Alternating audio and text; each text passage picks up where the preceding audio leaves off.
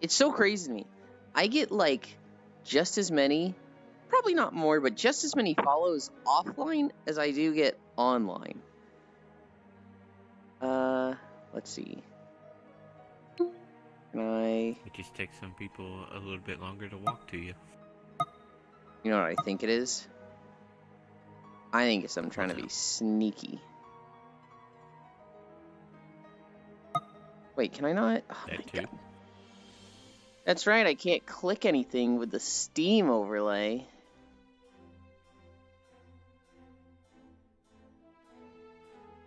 Alright.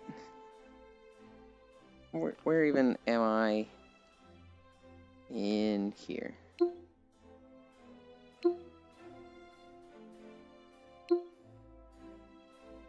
Alright. Hi, Lost One. Hi, Strog. Pretty sure Bits is there. Hi, Bits. Hi, Icy Fire. I don't have excess overlay today. So, I have to be fucking struggling a bit. I'm gonna be like grabbing things and be like, Some people just want to lurk and they don't like the stinky bot calling them out. Yeah. So Fradle's the same. Fradle does not like the attention of people being like, hi, Fradle, thank you for the follow. And so I imagine that's what they're trying to do. I'm sure they know I see it, right? Because, like, I have just this whole thing that's like, this person followed this 2 hours ago. This person followed 7 hours ago. But for some people, they just don't want the attention. And we like lurkers. Hi, Juice. But yeah, let's get stretching. Today's the day. Today we start Star Wars. That'll be in the Discord at... We're going to. I'm not gonna nap today. It'll be, Shit, what am I trying to say? 1 p.m. Central, right? I think? Yeah, 1 p.m. Central. Hi, Shere Khan. I am not gonna nap today. I don't doubt that you're gonna nap. It's just I doubt the others are gonna show. Well, so Lost One's here. He's got today off, so he's just available. Zuvi has stated his Mondays are open, and he'll probably be watching Aiko, but he'll be available. No nap.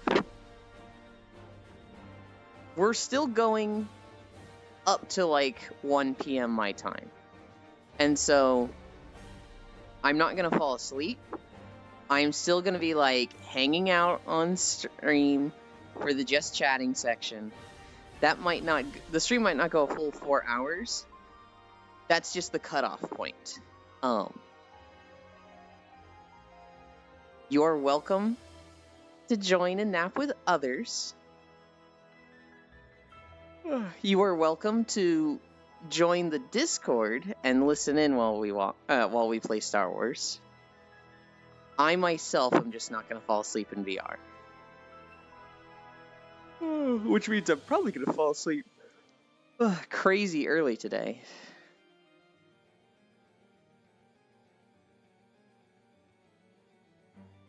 Give in to the nap. Star Wars. I think I'm going to be playing my Bounty Hunter first. Because I think Lost One and Zuby want to do the Inquisitor and Juggernaut, and I just felt my tracker disconnect. I've ordered new track straps. Unfortunately, it's going to be like another week until they get here. Oh, look at that! Excess overlay is actually loading. I need to restart my computer by tomorrow. I say loading. It's grayed out. I can't do anything with it. Lost One knows Final Fantasy. I wonder if he, like, saw where we were and he's like, I know exactly what spot they're at. Did you see where I I was knew on exactly stream? what spot you were at. Yep. Yeah. Yep. Anybody that's even like leveled machinist at all is gonna be like, I know exactly where to go. Bro, I didn't level machinist though. Oh, well, you still knew exactly where to go. I did level Dark Knight though, so I mean I've been here a bunch. Hi, Global. I mean, so I anybody who's leveled leveled... Astro, so we start here. Isn't Astro like more over there? Yeah, but we start in Ishgard. You run around Ishgard a lot. Yeah, but this is like the machinist room. This is like their building. There's also Quest here. The main story is here. This is like right above the Ironworks. Alright. Look, that doesn't disprove anything that I said, Lost One. The Ironworks are literally underneath us. This guy. I This don't know guy. What the heck y'all talking about? Hi, Techno Rave. Is it snowing where you are? Hi, Kersey. It is not... It's kind of snowing. It's more like frosting. It's just really fucking cold. Underneath us is also where we get the Lost One. Chocobo mount. I said, anybody that plays Machinist knows where this is. That doesn't mean that if you haven't played Machinist, you have never been to this part of Ishgard. I'm just saying, this is the Machinist building.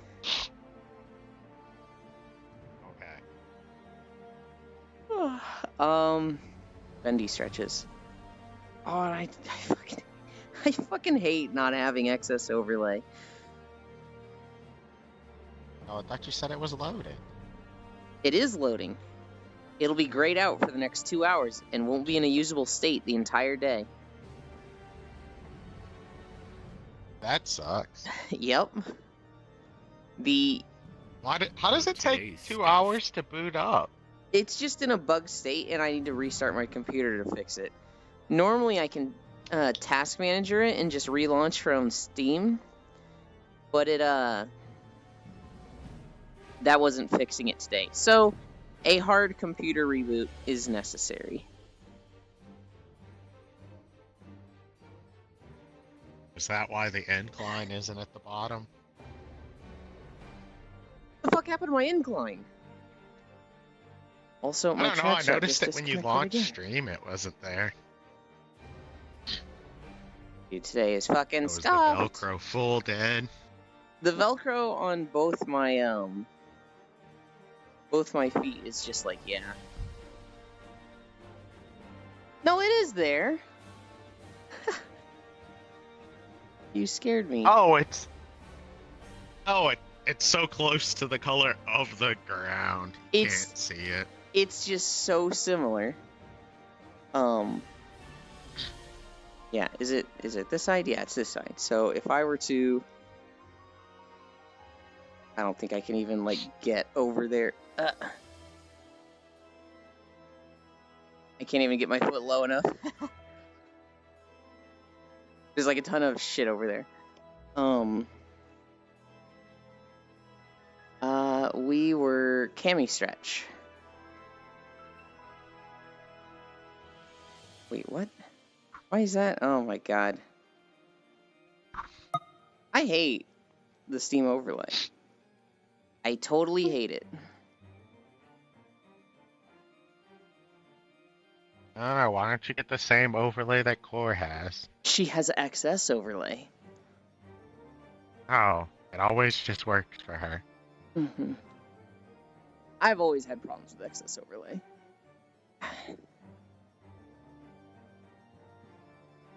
Today's just a scuff day. My back feels like it needs to pop. Excess overlays busted. I wasn't able to get my stuff for Star Wars, but that's fine. We'll just play on a new account without my founder status. Oh, you still couldn't get it? Yeah. We're at 10. We're going to 11:30. Can't believe I've watched the stream 5 times. Insane.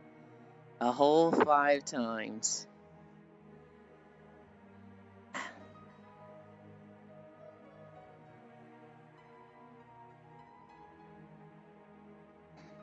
Ah.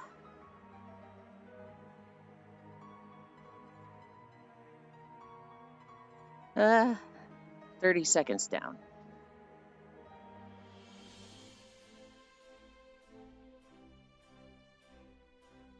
I learned about, I think it's called Last Epoch. I don't know why, but just learning about this game has got me like fucking excited for it. And I'm like, I'm probably not even gonna play this game, but I'm hyped for it. I was looking at classes hype yesterday. train right now? Going about it. No, that's not. Well, that's not what I said at all. Oh, we do have a hype No, train. that's just what I noticed. I looked at chat. I thought you were saying about me talking about Last Epoch and saying it's hyped for it. I was like, what? 20 seconds. You forgot to start 15 the challenge. 10 seconds. 9, 8, 7, 6, 5, 4, 3, 2, 1, 0. I made it. I didn't start it. Yeah. Okay. Oops. I don't know if I can start it on my end. I can start it.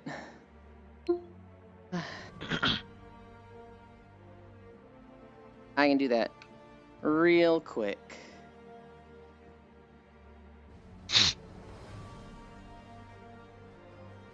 I go here, which takes a second to load. Creator dashboard. Viewer rewards, channel points. Manage rewards and challenges. Start. I've done this like 3 times in the past, where I just forget to start it. Okay.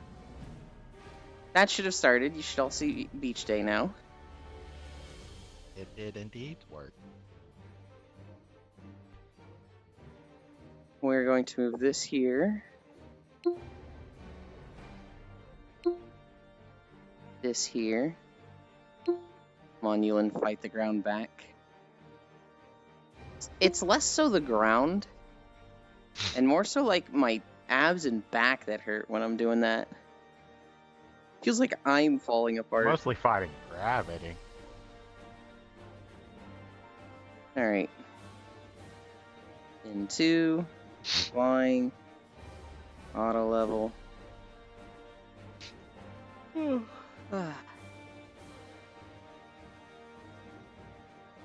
Bum, bum, bum. You can do 0.5, right? I cannot show 0.5, but I can do 0.5 on the treadmill. High error.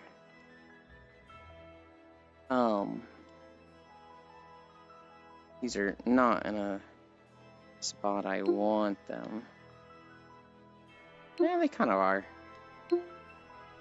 Oh, okay. Environment.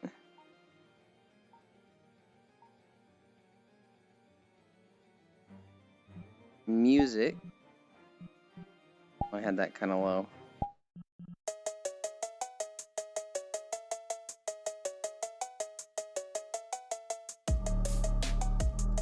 Okay. I was like thinking, what, do you have 100 bits or something? Nope. Donated you $5 on PayPal. I see it. 2.5 easy.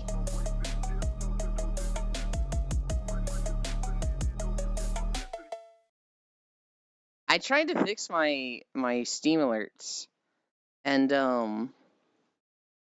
it was failing to upload everything. So I just haven't figured that out yet. One day. New video! This is from Endwalker. Oh, where's this one?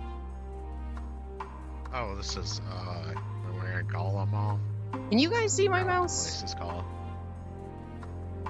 No. I can see my mouse. But if you guys can't, good. Move it. Move the mouse. I'd have to stop the treadmill, get off, move it, and get on again. And so it, I was like, is it behind? I mean, in front of you? It's like a little above Can't your see head it to on the left. stream. If you can't see it on stream, that's what Yeah. matters. We can't see it. It's successfully hidden. Mm-mm.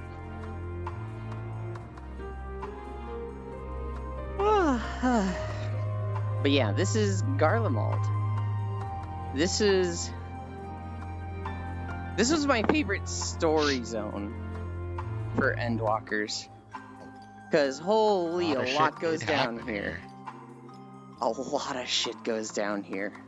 Are you gonna end the video at the train? Smile. Sort of.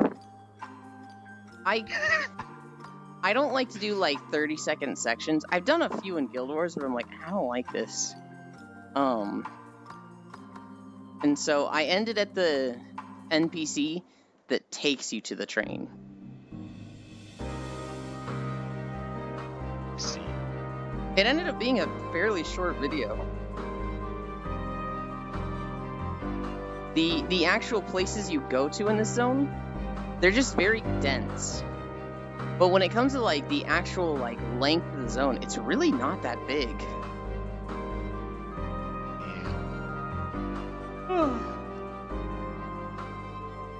Yeah. We had our beach day yesterday. We did Baldur's Gate and World Exploration yesterday. We there wasn't any world that was like, holy cow, this is the best thing ever. We kind of just saw a few nice worlds. One of them was a 3D scan of Sorry, Yulin.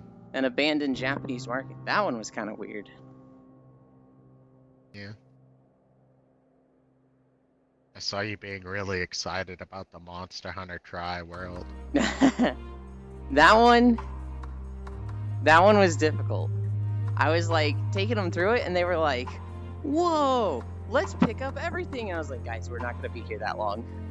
We really don't need to loot every single berry and herb. Come on. Hi, Louie. 180 days already? That's what I was saying. I was really like, oh my god, it's 180 already. Because, like, when I have a 50 day, we play a game for 12 hours. We have an extended day. And, going into, when I do a 50 day, after that, it's kind of like, whew, I don't have to deal with one of those for a while. I've got time. And then it's like day 160 comes up and it's like, all right, I still have time. Then 175 comes up and it's like, all right, halfway. Then I typed in 180. I'm like, oh god, it's fast approaching. Are you gonna do anything special for when you hit 365? Probably not. Okay. Admittedly, I don't know where I'll be living when that happens. So, I think I've Yeah. briefly touched on it before. My parents gave me a year extension. They said, you can stay here for a year. And I was like, all right. So, that year will technically be around like 330, maybe 300. At which point, that day runs out. Now, I think my mom has kind of let slip that they're so happy with me streaming every day and losing weight that they might just be like, nah, fuck it, dude, you can live here. Just pay the rent we've set. Which I'm hoping is the case.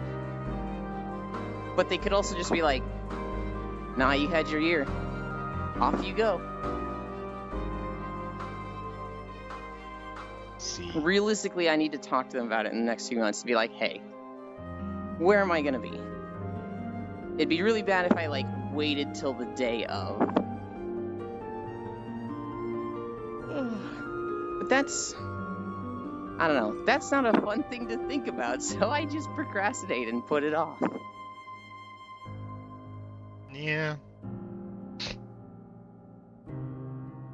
Worst case scenario, they say you can't live here anymore. I go start renting a place, and then I just keep streaming every day. And then, like, worst case scenario, I have, like, unreliable internet, and, like, streaming becomes difficult there, but that's kind of like a toss-up in that it could happen, it could not happen.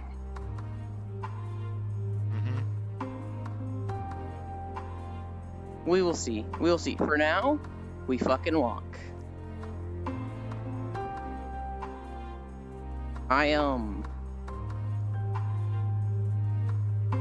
I've recorded this video and the next one, and then I have the footage for Thavnair. I haven't done the editing yet. So today will be Star Wars with you and Zuvi. I imagine Zuvi's gonna pop up in the next few hours. We will play Star Wars. Hi, Kodiak. When is day 181? You know, I'm actually not sure. I'm not sure when we'll get to that one.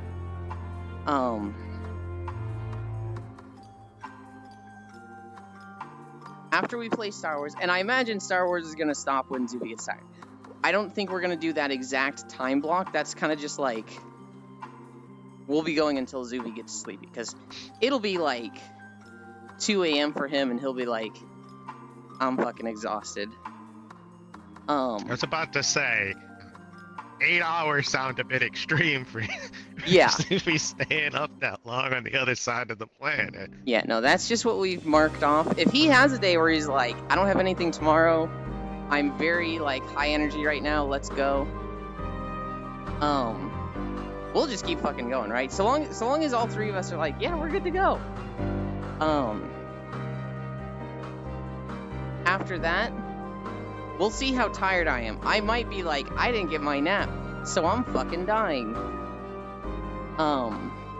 See, that's what I expect is gonna happen. I expect you to tap out before Zuby does.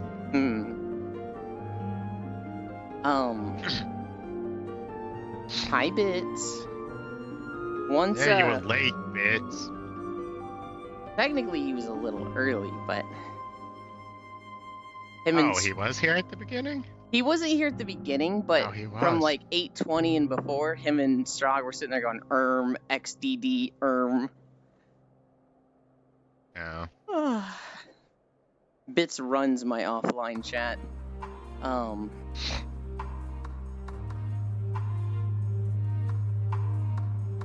Company VR is indeed a banger. Hell yeah. We'll see how tired I am. It'll be Star Wars, maybe a nap, maybe just a long sleep today. I want to do the editing for the video. If I find myself waking up, I need to do one more WoW dungeon. And then it will be, start recording the next video, Labyrinthos. Welcome, Bitsu, back. I sent Bits a DM this morning.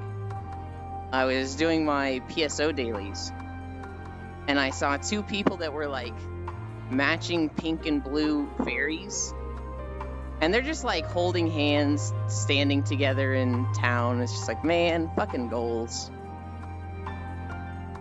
Bits was playing Veil with the team. Hell yeah, you liking it? Dude, I used to be like that with 2 friends. Bits DM me time. Whoa. What do you mean 4? You need a reason to DM Juice? Just DM him XDD.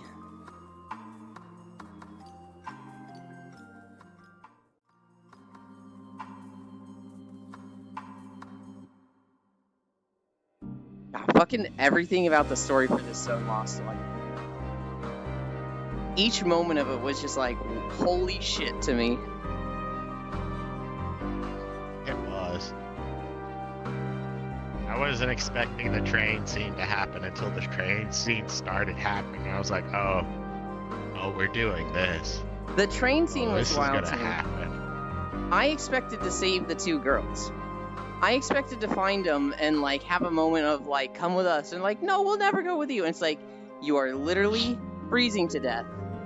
You can die or you can come with us. And they'd be like, we'll come with you. And then like, you take care of them, and then they're like, wow, you really do care. That's what I was expecting. I was not expecting to just find them fucking dead. That was I like, expected oh. that to happen. Was not expecting Homeboy to blow his brains out. That one was wild. Kimono friend, so I planned properly. Oh, I have to get to you later in the week. You hated this zone? I loved this zone. It's not aesthetically my favorite zone, but story-wise, it was easily my favorite. Because every point of it, I can just sympathize with the Garleans. I can just see the logic and reasoning for all their stuff. This is one of the zones of all time. I don't know what the zone is, I'm just farming content. God damn it. About to say, I don't think Icy Fire plays FF14. I mean, he's a gamer. I feel like he's probably tried it at some point.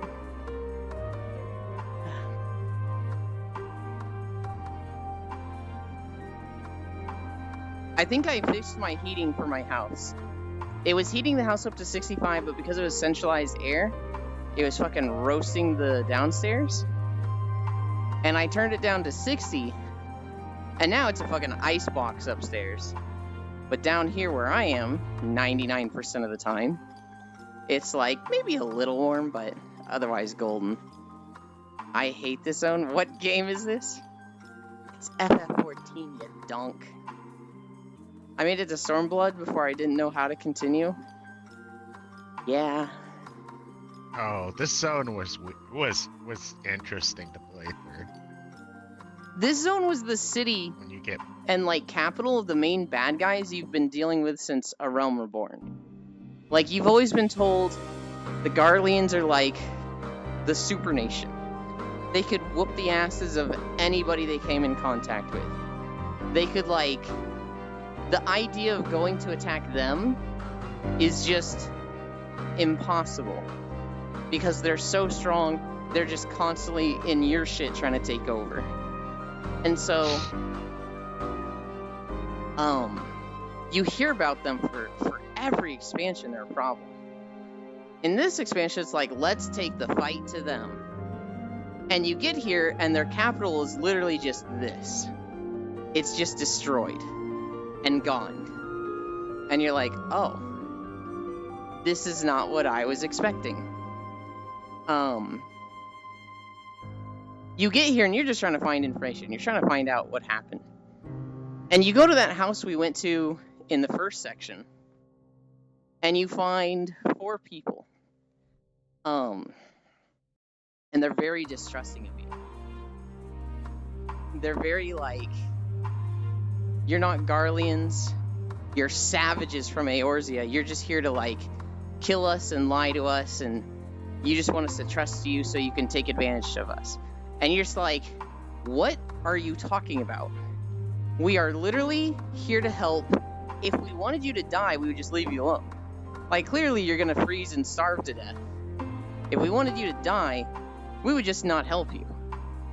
So like, there's literally no motivation you can justify in this. We're just trying to help. And they're like, nope. You want us to suffer and humiliate us. And it's just like, oh my god, these people. You have to go like above and beyond just to prove to them you're trying to help them. And like, some of them are just so against you that they're literally getting themselves killed. Like, there's 2 girls that like you try to help, and they run away into a blizzard and just die in the blizzard. And you're like, why? Why are they so like, why are they being like this? And then you find out the history of Garlemald, the Garleans. They used to be a tribe from the south. and then they got taken over, and basically chased all the way north to the frozen lands up here, where like nobody would follow them because life here is just so awful and shitty. And their history, their nation was founded by an Ascian, who's like a super evil ghost dude guy. He basically built their nation and culture on everyone is out to get us, but we are strong and we will endure. Never forget the blood of ours they spilled. Never forget our bonds of unity. Trust Garleans, hate everyone else. Like, that is their culture. Like, they are just, from the moment they are raised, there is just the sentiment of everyone is out to get us. It is like conditioning and brainwashing of the highest degree at a national level for them. And you learn this and you're just like, oh God. Oh Jesus, what the fuck, Emmett? Because you've met the guy that's like literally set all this up and killed him at this point. You eventually encounter like the largest settlement of the still alive Garleans. They're hiding in the subway that we're literally going into now. And there's this general that's down there, and he's just like, I see that you've brought an army. And you're like, yes, we've brought an army to defeat the evil tower that's mind controlling people. We don't want to fight you. And he's like, a bold-faced lie. You're here to destroy the Garleans. And it's like, no. We're here for the fucking tower. In fact, we will give you aid. We will give you supplies so that you can better take care of your people. Because this army that he's leading, they are taking care of like a ton of displaced citizens. They are not in a position to like go fight people. And you're like, we'll offer you aid. And he's just like, Literally starving to death. I'll tell you what. We'll accept your aid, but not because we need it. Because you are offering it as, like, a peace treaty so that we don't attack you. And it's like, dude, oh my god. You give him the aid, you give him, like, food and fuel, and then he immediately attacks you. And, you defeat the attack. And then he was like, when our reinforcements get here, they'll fucking wipe you out. And then he gets a call that's like, sir, all the reinforcements are dead. They've been killed abroad. And he's just like, well, I'd rather die than be a prisoner to these fucking savages. And he takes a gun and he shoots himself. And it's just like, bro, what the fuck? Someone had your idea before you did? Kind of. They were destroyed from within, but it's a gnarly story. It's a look at, like, cultural, just, like, brainwashing at a national scale. It's like, I fucking loved it. It's crazy. Anyways, continues to kill them. We didn't kill any of them. We were actually really nice to them. The humanitarian aid expansion. Yeah, we're friends now. So the soldier that finds us, the first soldier we encountered, his name was Julius. He was very distrusting of us for a long time. And he starts questioning his general. He's like, hey, what if, and this is crazy, but what if they actually do just give us aid without the intention of backstabbing us? And his general's like, you get that crazy thought out of your head. They're savages. And he's just like, damn, dude, okay. When the general kills himself, Julius is like, this isn't working for us. Like, I don't know if our pride or what we've been told is, like, really working out. I'm gonna try trusting them. And he's, like, your first friend of the Garleans, and he starts leading the other Garleans to, like, not be fucking crazy. And I don't know if the Garleans as a whole become your friends, but they stop getting fucking killed. The easiest enemies to kill are the ones who say, nah, I'm gonna end myself. It's... So, when the expansion first came out, I loved this zone. And a lot of people, like, didn't fucking see this. They were just like, oh my god, I hate these guys. Just let us help them. They're so dumb. And it's like, they don't get it. They don't get that the whole concept of this zone is, like, conditioning. Like that one German guy in Minecraft. Jesus, Shere Khan. I need a drink.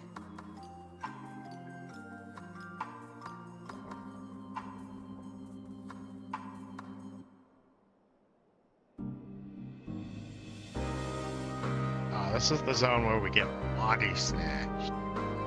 It is. That's part 3 of the zone. Part 1 is the 2 sisters out in the outskirts. Hi, Archangel. You need a hello?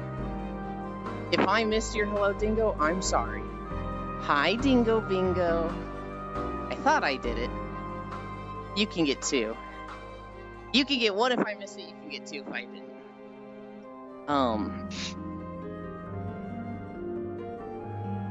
Part 2 was dealing with the army, part 3 was,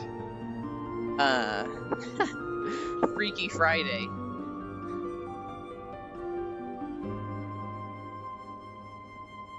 Shut up, Elon. What the hell? I didn't even say anything crazy there. We can talk about something crazy. So somebody recently told me, like, hey, they got this Loven's thing, which literally looks like... Oh my god.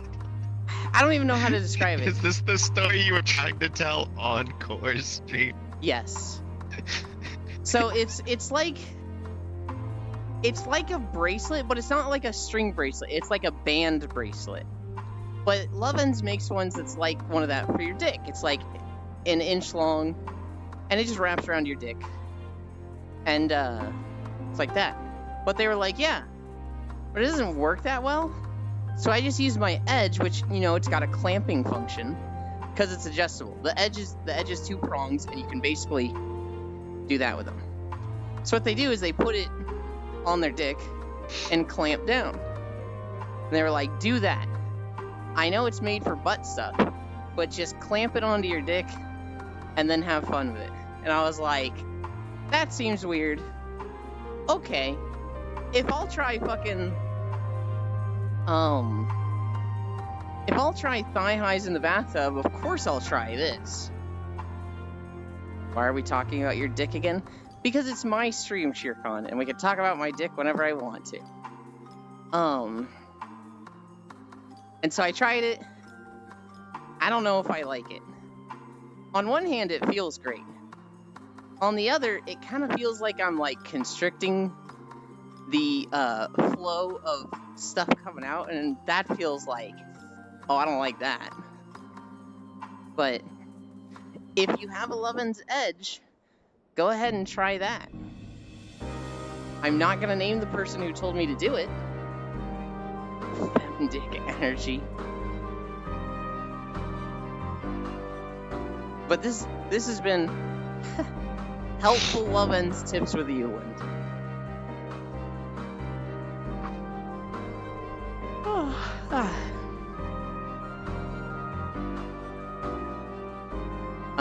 Other than that, to go completely 180 into a different topic, Last Epoch. Apparently it's a game like Diablo and Path of Exile. Now what's this about thigh highs in a tub? I heard we talking about dicks. So Strog, take what people are doing. What I was told to do is to take a Loven's Edge, which has, you know, the whole clamping system because it's 2 prongs, and, like, clamp that onto your dick. Dingo, there is a streamer named Puck, and they tried wearing thigh highs in the bathtub.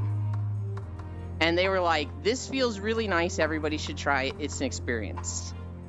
And so, I've tried it. I don't think it was too bad. I don't think it was that great, but the actual bath itself was bad. So I need to try it again. I've been waiting until I have my new camera like set up so I can actually take pictures of it.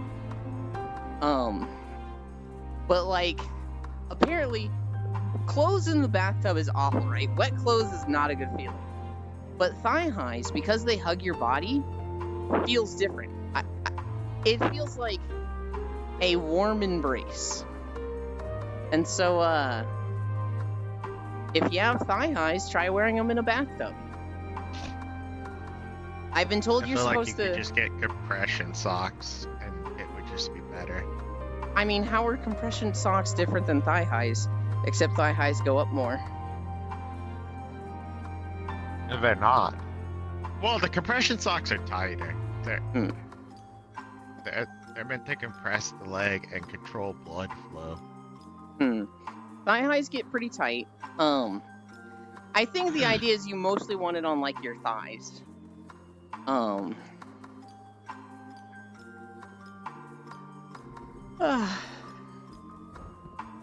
But yeah. Thigh highs in the bathtub. Lovin's Edge clamped on your dick. Last Epoch. So Last Epoch is a game that, it's apparently like Diablo games. It's like Path of Exile. I'm told it's in the middle ground, where it's like Diablo's too easy, Path of Exile's too hard to play Last Epoch. I was looking at their classes. Their classes kind of look fucking interesting to me.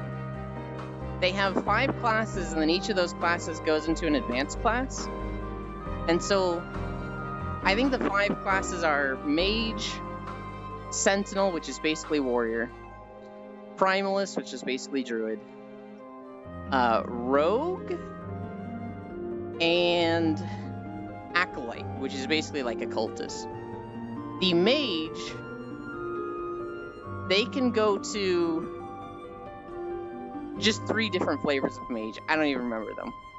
One of them was like Rune Carver. One of them was like Archon. I don't know. The Primalist, the Druid one, they can become a, what was it? One of them was a Beastmaster, which was like you just have a pet with you, and a lot of your damage comes from your pet. They can become a Shaman, which is all about spells, and they can become, I forget what it's called, but it's basically a shapeshifter, where they focus on like turning into animals. So it's very much Druid themed, with those 3 like archetypes. The oh, why is my hip tracker just shifted right? Huh. Let's fix that. A monster on wheels. Did you see that? I did. Everybody look away while I fix this.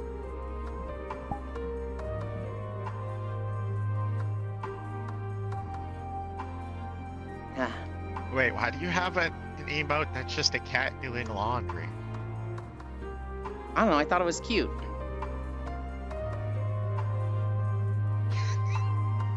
You're adorable. Isn't it? What are those wheel monsters, Yulin, and how do they exist? I honestly don't know. Final Fantasy just has weird as fuck monsters. It's probably some, like, experiment that was done in some lab on poor citizens from taking over nations. Anyway, that was Garlemald. Which zone do we have next? Stormheim? I haven't done this one in a while. Cat be doing the laundry? Come on. Who know who else was Porks from a citizen from a taken over nation? My mom.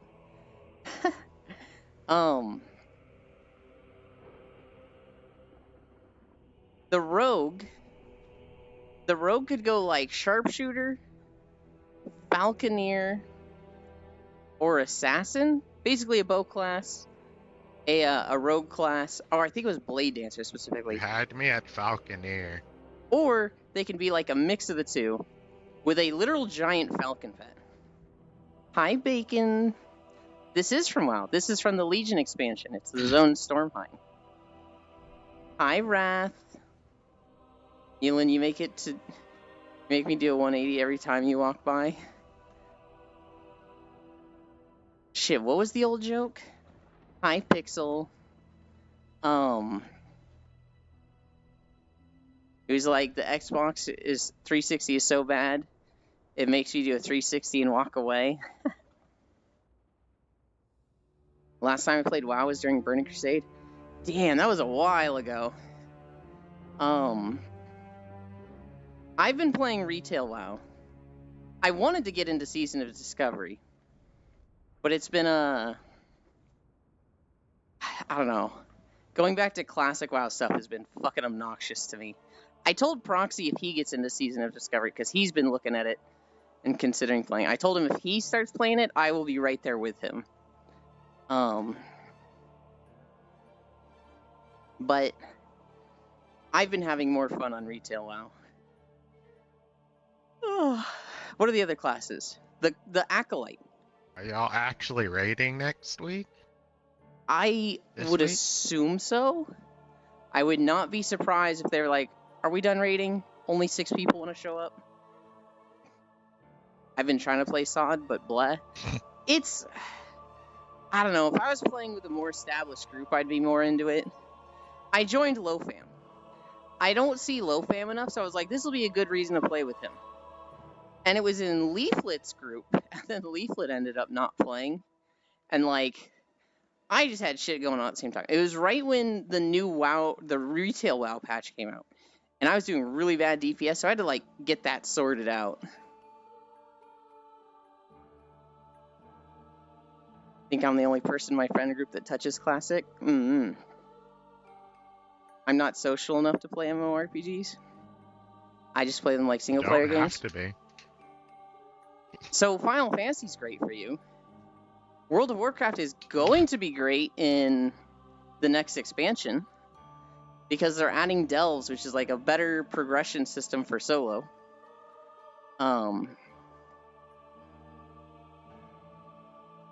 I like to be social in games. I don't know. I find survival, especially survival building stuff, way more fun lately. I would much rather be like, hey, this group of friends, let's just go spend the next 2 weeks of our lives in Terraria, or Raft, or Divinity. Divinity's not a building game, but what's the point of playing an MMO if you're not interacting with any other players? So Some an of them got MMO, really good story.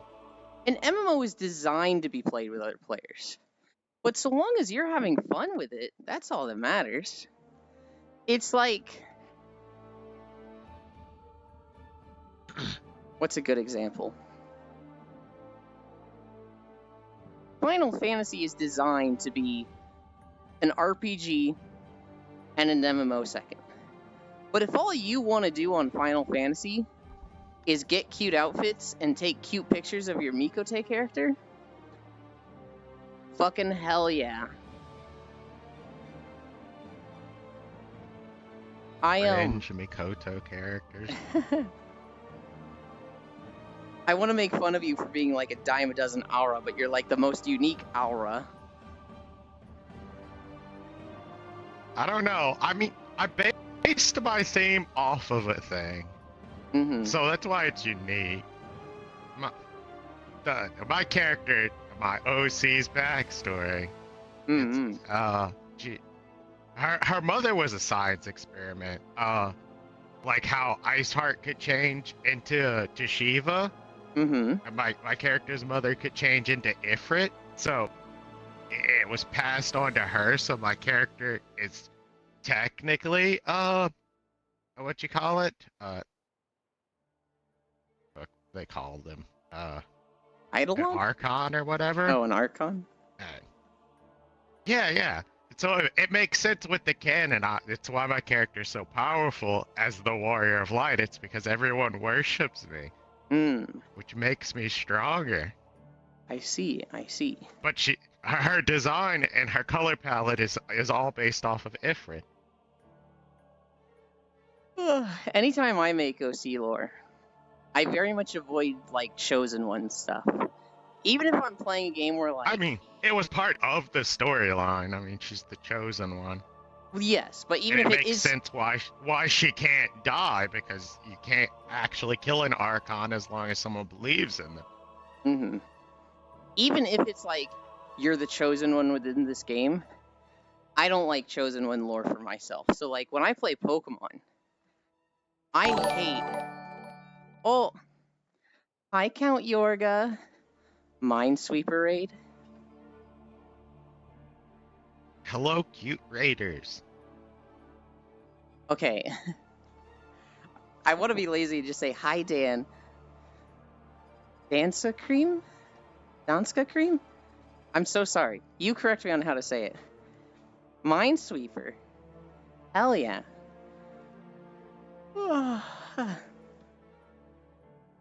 Yulin, you can't just say you hate Pokemon. I don't hate Pokemon. Dan is fine. Hi. Wait, Hello. you're never really the chosen one in Pokemon. Oh, yes, you are.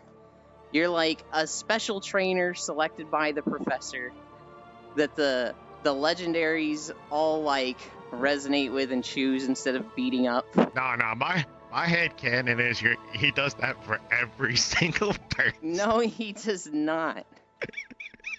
No, it's my headcanon. Every day he's just like, okay, I'm waiting for these little shits to come in so I can give them their first Pokemon. No. The Tell them professors to in get the Pokemon fuck are out like, of my house. it's more like a project of theirs where they're like, hey, I need to collect Pokedex data, so I'm going to select some kids that are about to start their Pokemon journey and give them a Pokemon and a Pokedex. Most trainers, most people when they turn 10 in Pokemon, they just get a Pokemon somehow. Usually a parent helps them. And then they just go. So most of them start with like a fucking Rattata. It's 11 a.m. where I'm at. Hope you enjoy your stream and hope you're doing well. I'm gonna go to bed. Sleep well. I hope you had a fun time.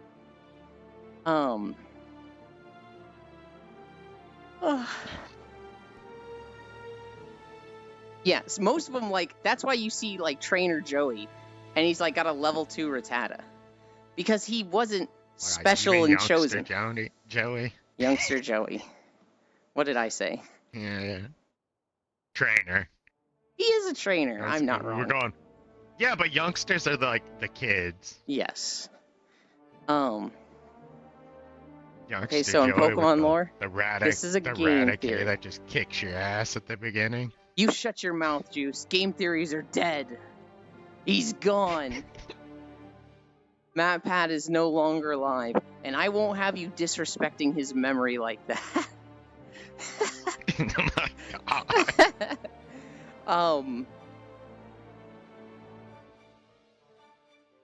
He literally isn't. No, so there's a YouTuber I really like named Man Carrying Things, and he did a sketch that was like whatever YouTuber says when they see all the other YouTubers quitting, and it's like one of the videos from one of the ones quitting, and it's like, hey, I'm gonna stop doing the channel, but not entirely. I'm gonna focus more on side projects because I've had been successful enough with this main project that now I can focus on, doing things I enjoy and like, and less so the algorithm. So I'll be scaling the channel back. There will still be content, and I'll be working on these side projects and working with other people more. And it's like going back and forth between that and people watching this going, sell out, he's dead. I can't believe he's betraying everybody like this. The grind just got to him. Like, just all the most toxic takes. That's exactly what Jerma did with his main YouTube channel. There's there's a moment in it. I think the very end is the YouTuber that's quitting being like, so I'm not going anywhere, I'm not quitting, and I hope everybody can, focus on their mental health like I am now, instead of the YouTube algorithm, as it's very addicting and yada yada. And then it's the YouTuber reacting to it going, anyway, watch my third podcast this week where we talk about Elin joke, haha, so funny. Heck you, Juice. Heck you. It's What? alright. I enjoy the Yulin jokes. That's all that matters. Fuck you, Oh, YouTube. you got an ad. Are you Oh, wait. still watching the video? Where'd it go? It went away. As soon as you moved it, it disappeared.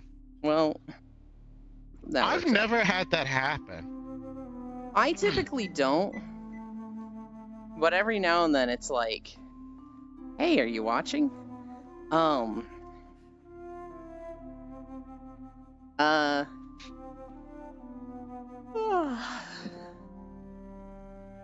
Pokemon trainers in the Pokemon series, they're typically not the chosen one.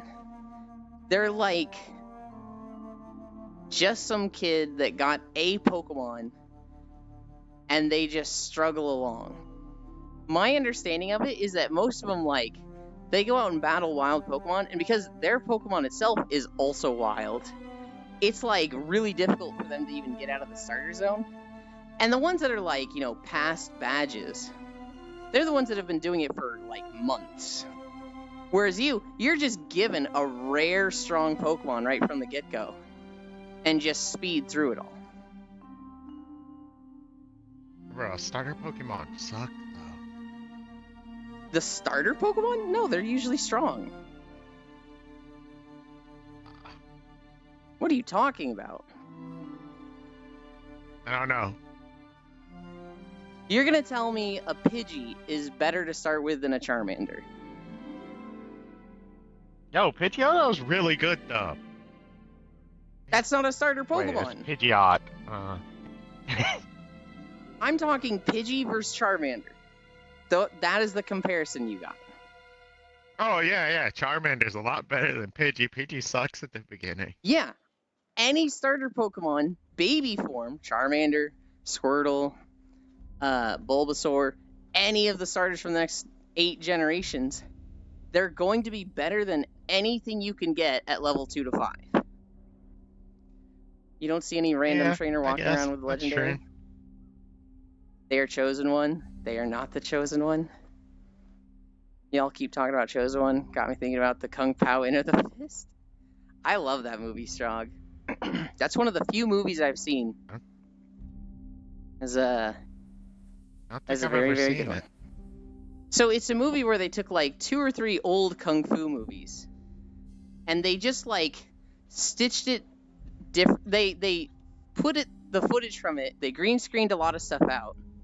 They green screened the main character in, replacing the old main character in these movies, and they made it into like an hour-and-a-half comedy movie.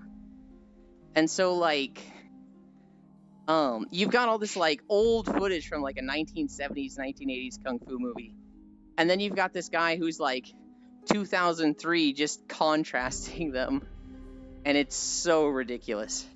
At one point, there's a character that like, in these old movies, he was like the rival of the main character, but all he ever did was lose. So in Kung Pao Enter the Fist, they wrote him as a character that was trained wrong as a joke, and he thinks losing is winning. So like, he keeps getting his ass whooped, and he'll be like, "I'm bleeding," making me the victor. It's just like, what?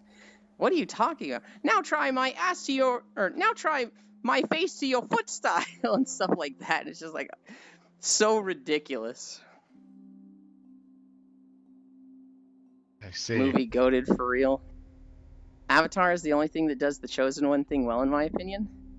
I don't think it's the only one. I think there's a lot of things that are like, this is a good rendition of the chosen one. I do think Avatar: The Last Airbender is a really, really good look at chosen one. And I actually saw somebody talking about it recently on Reddit, who was like, the hero's journey, Aang, started with a selfish act. And it shows Aang running away from his destiny as the Avatar. And it says the villain's journey, Zuko, started with a selfless act. And it started with him standing up to his father in defense of the amateur troops that were going to be sacrificed in a battle. And it was just like, oh, that's a kind of cool, like, just thing to notice. Yeah. I fucking love Avatar Bacon. Less so Korra. I think the characters in Korra are fucking cool. Korra, God, when she first gets to the city and she fights the bending Korra was gang. supposed to just be season 1. Yeah. And they fucking milked it. Well, they made it within the mind of we only get 1 season because Nickelodeon told them they were only going to get 1 season. So they're like, okay, we'll make all of our plot points 1 season. We'll finish it, and it did so well. Nickelodeon was like, hey, you're giving us 3 more seasons. They're like, but I didn't know. There's no way. I didn't know Nickelodeon was like, you have to give us more seasons. Yeah, Nickelodeon told them they had to continue the show, so they just made up a fucking story at that point. Ugh. It was originally only supposed to be 1 season, which is why it starts off how it starts off. Even the first season, I was like, actually, if I look at it with the mindset of it was only supposed to be the first season, I actually think that's pretty good then. Yeah. Yeah. They were like, we've got 1 season, so many episodes. We've got to start a storyline and end a storyline. Amon popped off. That's what they did. It wasn't a world-ending threat. It was just some guy doing a lot of damage and chaos. And like, even if he was successful and beat Korra, even if he fully took away her bending, like, he was never going to completely remove bending from the world. That's just impossible. I think season 1 was actually really good. And the other seasons, well, I don't think they were that good. They had fucking cool characters. Zahir? Oh my god, Zahir is one of the best villains just of any show ever. Hi, Fracta. Never finished Korra. I've never watched entire. I watched season 1 and I've seen a lot of clips from the other seasons.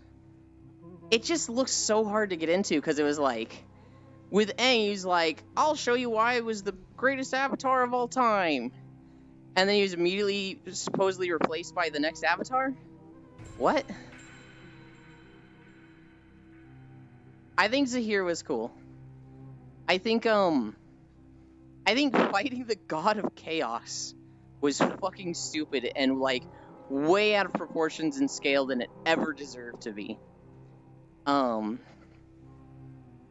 I think the metal bending villain, who had fucking giant robots, was really stupid. Like, literally, the biggest technology they had before then was blimps. And you're telling me they went to fucking mechs within, like, 70 years, I think is the time difference? That is ridiculous. That is fucking stupid. Oh yeah, homeboy who built his mechs out of what? The platinum, because it couldn't be metal. It couldn't be metal bended because it was so pure. They had mechs and tanks in The Last Airbender. They had tanks, but they were very mechanical. They were very like, we are literally just pushing these with bending. They didn't have fucking computer consoles in them. I don't know. I feel like giant mechs in a city with skyscrapers is just a bit of a jump compared to what they had in Avatar: The Last Airbender. They had, like, Straw Hut villages. And, like, there were some places and some examples where technology was, like, kind of impressive. I call them blimps. But really, they had, like, fucking mega blimps. Hot air balloons. The whole thing. They had the drill. The drill is, quite a bit above villages with straw huts. They had submarines. I just think mechs is a bit far.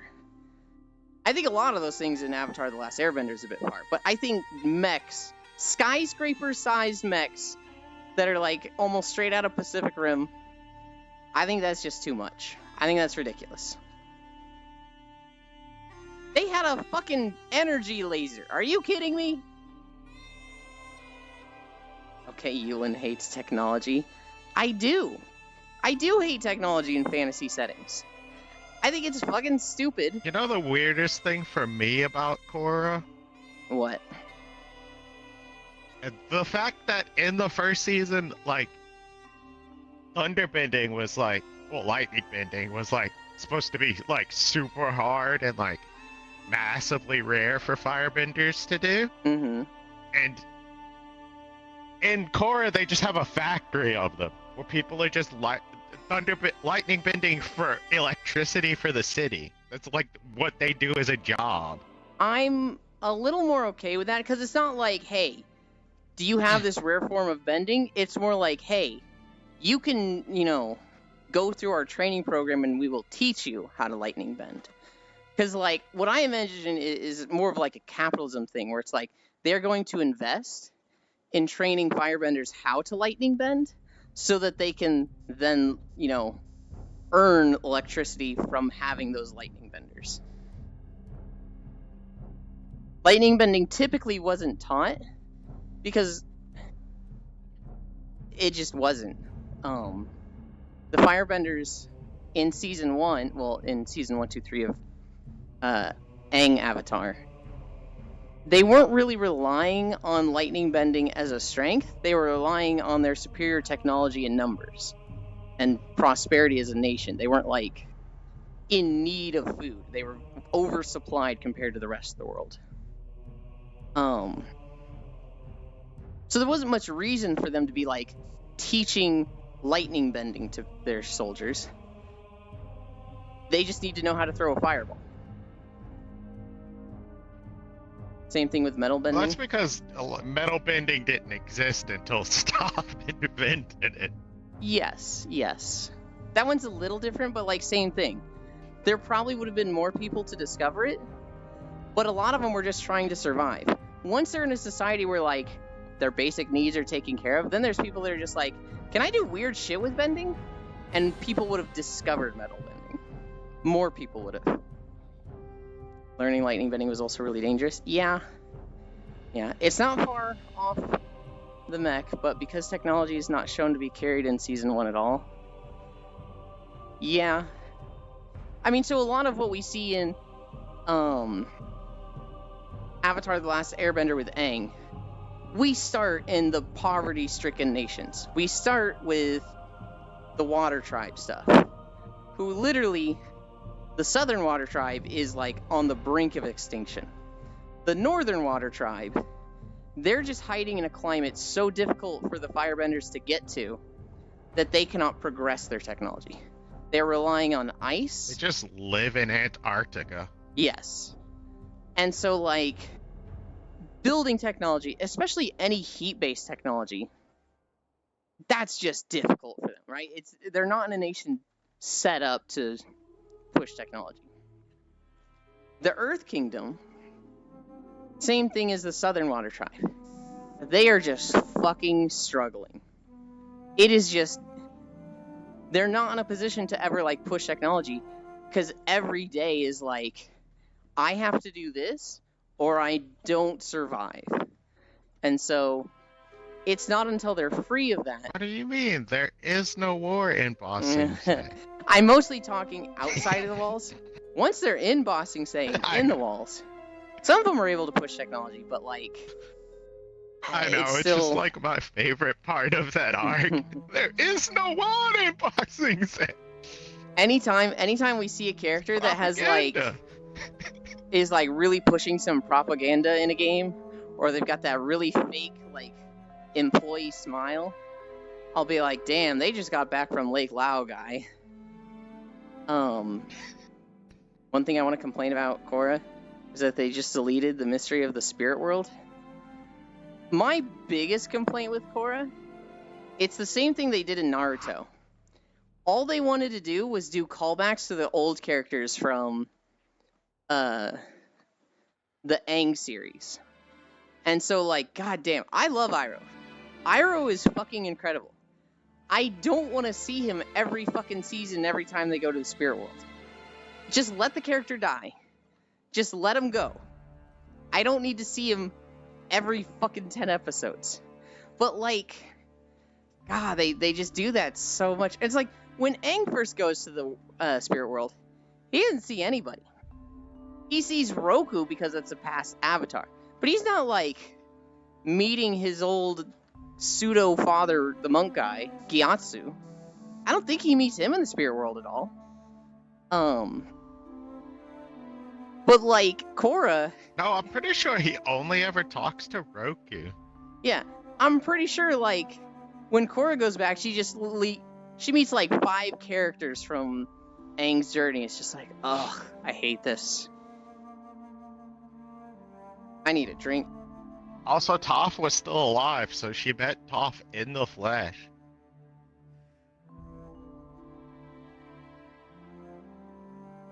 See, I'm okay with meeting characters that were still alive, but they were ancient at this point. They should not have been in a fighting condition.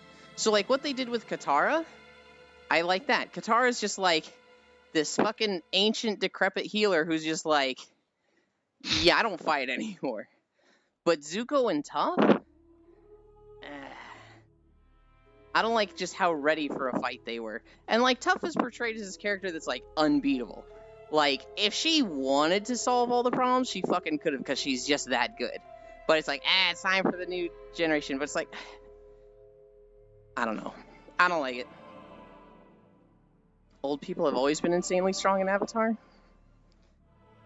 Yeah, but the old Avatar gang was, like, in their 90s at this point. Well, Toph was the youngest out of all of them. It doesn't make sense that Zuko would be ready to fight. Zuko was older than all of them. Never met Sokka, though, which is weird. Well, he did fucking die. But, like, I don't know. Hi, Smug. I agree with Fracta, though. The spirit realm was, like... Part of what was so mysterious about it for Aang was that he didn't have any teachers. The spirit world would not have been as mysterious to him if he learned about it from the Airbenders when he started his Avatar training. For Korra, she should have had more help, but again, like, they'd only have the knowledge that Aang was able to gather and what they were able to recover from, like, other nations. So Korra should have been better equipped to deal with the spirit realm. It shouldn't have been, like, as much of a mystery for her as it was for Aang. But, like, I don't know. I do agree with Fracta. After the War, the Fire Nation started sharing their technology, which helped it advance even faster. Never met Sokka, which is weird.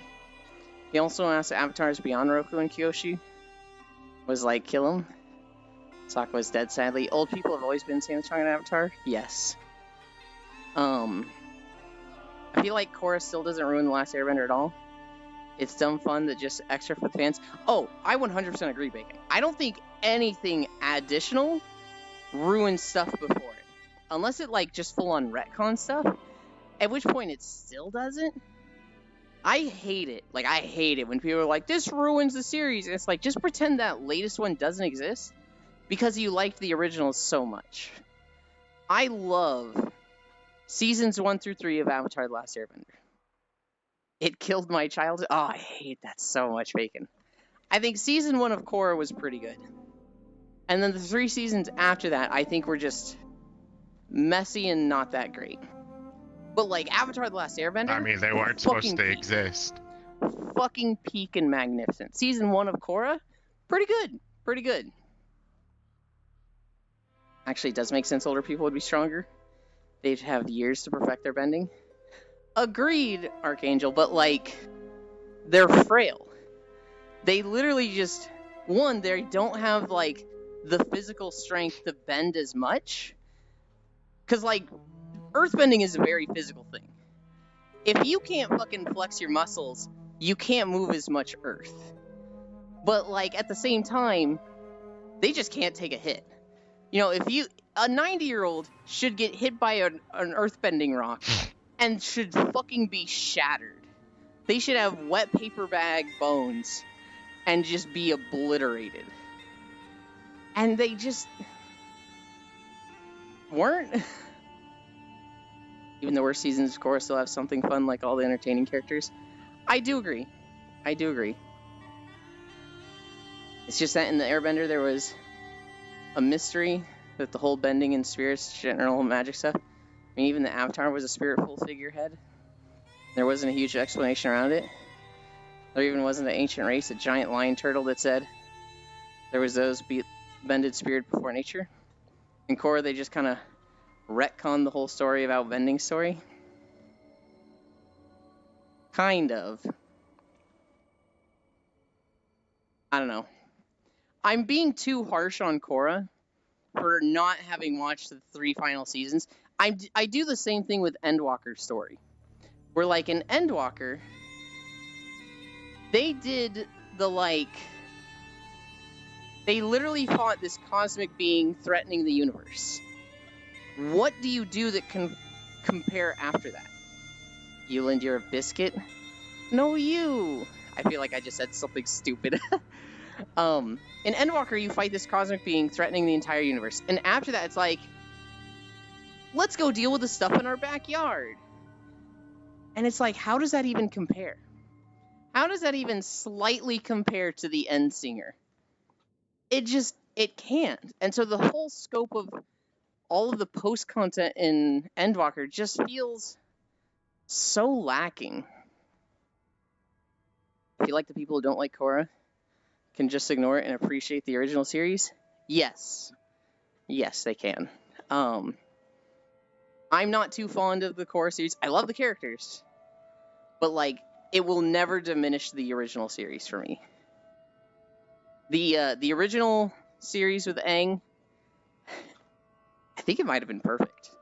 I can't think of a single thing that was like, this was bad and it should have been changed in this way. I genuinely just look at it and I'm like, no, it was perfect. In every way. The originals are just too good. Hi, Brown. I'm just waiting for the next Avatar series. I could think of something that doesn't make sense. What? He's also my favorite character. The dude who can firebend with his mind. That's just his Geki Genkai.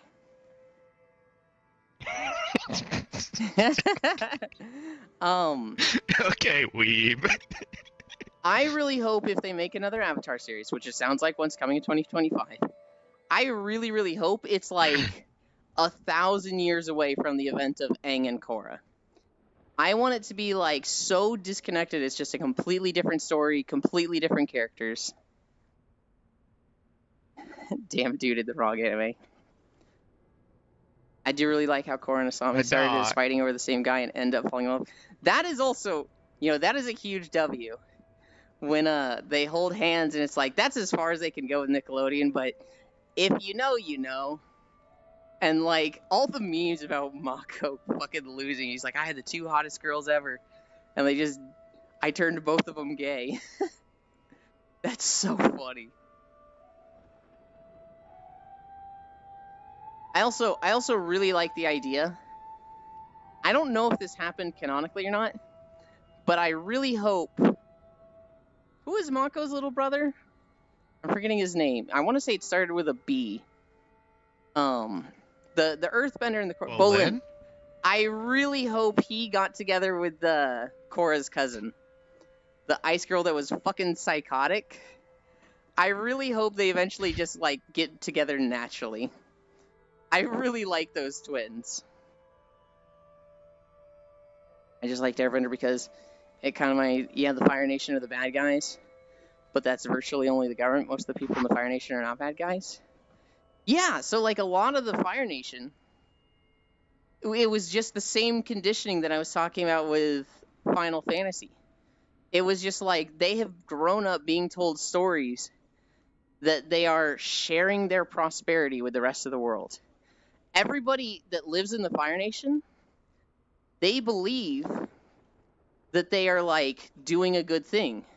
That they're just so great and enlightened that they are sharing their wealth with the struggling and impoverished nations. Meanwhile, the soldiers that are actually out there, they think they're dealing with, like, rebellions. They don't think, like, oh, this is the majority of the people. They're just like, they don't know better. These are the rebels. We're not seeing the good people. I'm strong, so I have to deal with the troublemakers. It's not like this all over the world. They're dealing with serious, like, conditioning and just lies from their government. which is like a great way to turn your villains into like relatable characters. Because when you have villains that are like, you know, a big bad spiky monster that's just like, yeah, like, okay, that can be fun. But when you can see their logic, when you can see their reasoning, and like how if you might have been in that same position, you might do the same thing, that's when like the best villains are made.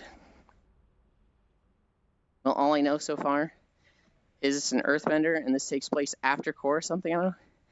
God, I hope it's not right after Korra. God, I hope it's not right after Korra. I do like the fact that of Bullet and Mako, because it's the first time we get to see someone who was supposed to have been a firebender be an earthbender. Supposed to have been a Because it's firebender. always everyone from the fire tribe is a firebender. Bolin's an earthbender, isn't he? Yeah.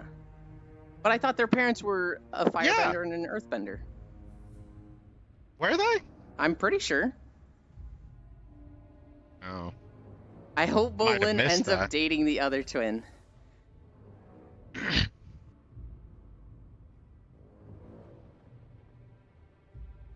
Korra also a lesbian.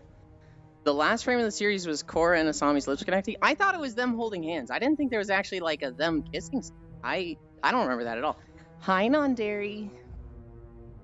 The avatar after Korra would be an earthbender. By the cycle, yes. I'm really hoping it's like 1,000 years in the past.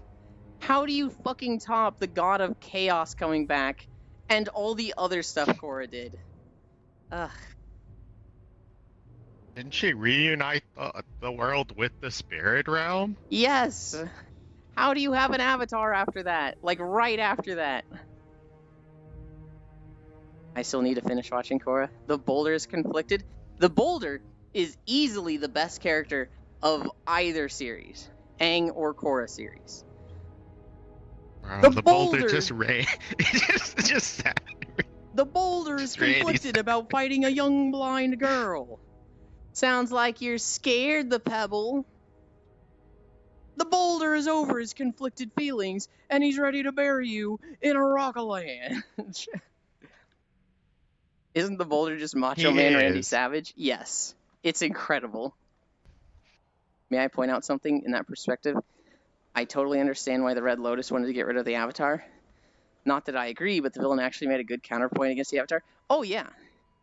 Zahir was a philosopher that, like, he had some good logic and some good points. He's not right. And he's twisting a lot of things to suit his argument. But, like, it wasn't just, grr, I'm evil, and I want to kill the Avatar because it'd be bad. Nyahaha. Like, he had a reasoning to it.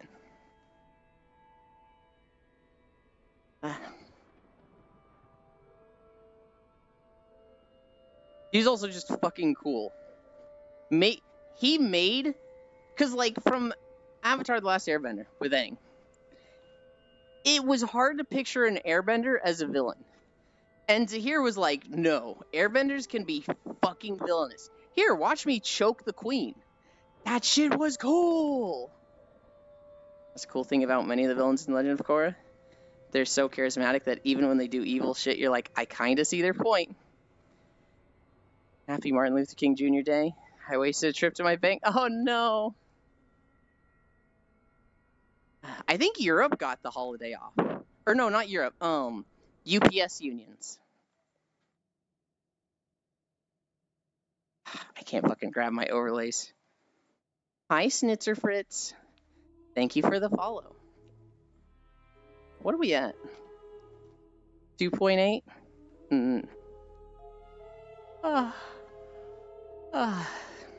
I need a drink. I mean, I actually really like Amon from season 1.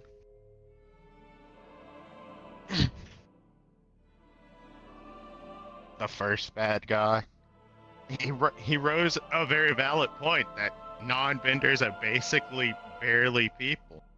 Hi, Stencil. He had a good point. He did not have the right way of going about it. No, he didn't. He was a bad person. The dynamic between him and his brother is fucking cool. And God, the ending. That is a fucking intense ending. with the counselor in the back of the boat, and he's like, now that we're together again, we could, do anything. We could take over the world. We'll get back at the Avatar. We'll make her pay for this. And he's like, yeah, we could, as he slowly puts on the power gauntlet and opens the fuel gauge. God, that shit is so good. I mean, that's real life in a way. Much of everything isn't just black and white. Lots of people in this world would actually do stuff thinking I'm a good guy from any point of view. Yeah. Yeah, and I like it when in fiction stories, they can actually bring that out. I think, spiky demon villains can be fun, but, when you can see the humanity in them, I think it's better. It's nice to have a villain who's not just, I'm the bad guy because I'm the bad guy. Mm-hmm. Not that I think it's bad, right? There's characters that I'm the bad guy just to be the bad guy, and it's kind of fun. Xenos from Final Fantasy. That guy really doesn't have any good reason for being evil. He's just like, I want to be. No, it's like, Xenos okay, isn't bad. He's just a combat sexual. He is very evil. You can be a combat sexual without literally upending nations. No, he's just Zoggy from Vesperia. He's just a combat sexual. I joined the dark side for the cookies and the edgy look. I'm pretty sure we're playing Sith when we play later today. I think both Zuby and Lost. I feel bad that I'm just railroading everyone into playing Sith, though. You're not railroading everyone. I mean, I need to play both sides anyway. I'm pretty sure Zuby wanted to be Sith. I just don't want to be Jedi because the Jedis are boring. I'm sorry, they're boring. You're wrong, as fuck. though. You're just wrong. No, the Jedis are boring as fuck with we can't have emotions, philosophy, everything has to be balanced. Those are the rules. Where? But you could just not do that in this game. You can play a Dark Jedi Knight. It sounds weird. That's not how this works. You can romance your companions. Clearly they have emotions. It's not like, hey, if you play the bounty hunter, the smuggler, the trooper, the agent, the Sith warrior, the Sith inquisitor, you can fuck your companions. But if you play the Jedi consular or Jedi Knight, I didn't even know there were romance. You can't. I didn't even know there were romance options in this game. That's against the rules. Oh yeah. I don't think they let you do gay stuff initially. They might have changed that. I'm not sure. Oh my God, this game. I played through the opening scene, and this game just gave me big Mass Effect vibes. Is this just Mass Effect? Am I just gonna fuck everybody? No, you'll get 5 to 6 companions, and there's 1 to 2 romance options for each gender. And so if you play the Sith warrior first, your first companion is a Twilight girl, and I think she likes good decisions because she's a slave. So if you're an evil Sith and killing and hurting as many people as possible, she doesn't typically like you. And if you try to romance her, she'll just be like, no. If you're good though, if you make nice guy decisions, she's like, hey, you've really opened my eyes that, Sith aren't all evil. I find myself kind of falling for you, and you can bang. You will get a companion later on that's it's the Sith girl who's your apprentice, I think. And if you make good guy decisions, she's like, that's not what a Sith is. You fucking suck. And she won't want to romance you. But if you're a fucking evil Sith, if you're killing people and doing anything you can for power, if somebody says something bad to you and you're just like, yeah, well, you get the lightning. She's like, you showed him his place. Also, your muscles look kind of big. So it is very much, you could play light side or dark side, and there are different romance options available to you on what you do. I'm telling you, this was BioWare at their peak. The stories are so fucking good.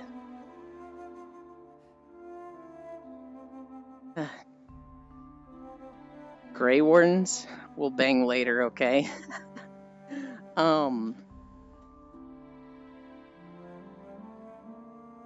Yeah, there's it's been so long, I barely remember companions. Most of them get, like, a light and dark companion of each gender.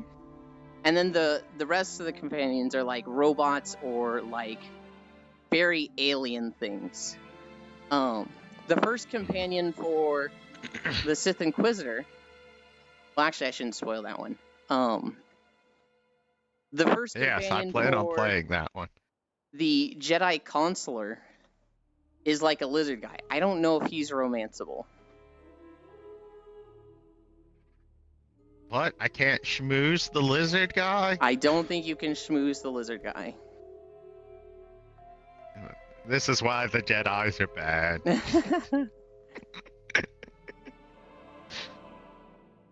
I don't know. I could be wrong. You cannot smooze the R2-D2 clone for whichever class gets an R2-D2 clone. I don't remember.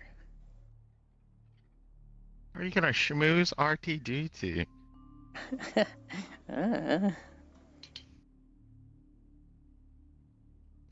I like how I still have not picked a class to start with and just made one of each just to be ready. Oh, non-dairy, you're so ridiculous. I think it's easiest to pick when we're just there talking about it. I don't know if Sis will be joining us, non-dairy. He hasn't had the motivation to download the game, and so it might just be you and me on those 3 days. Maybe you were just really lonely lost. Yeah, I mean... No, Fracta, I'm asexual. But, like, you know, if R2-D2 is just there and waiting for you... Oh my God. So what you're telling me, you built a sex machine add-on for R2-D2? That's what's happening? You just have the, like, genitalia insert port on the bottom. You just gotta tip over the trash can first.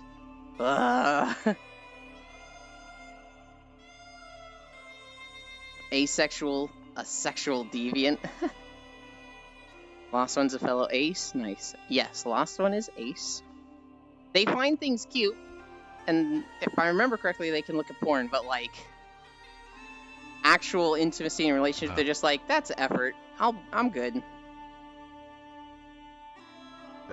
I right on that, It's or? gross. It's gross.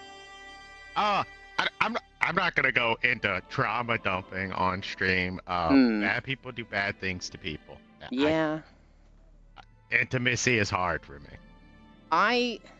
I'm actually, like, on the verge of being ace, because a relationship just seems so... It just seems like so much effort, and I don't care about that.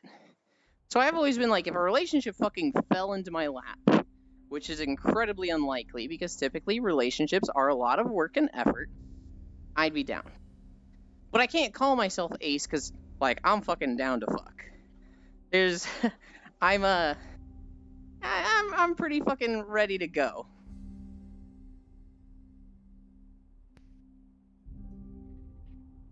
That's Arrow? Aerosexual?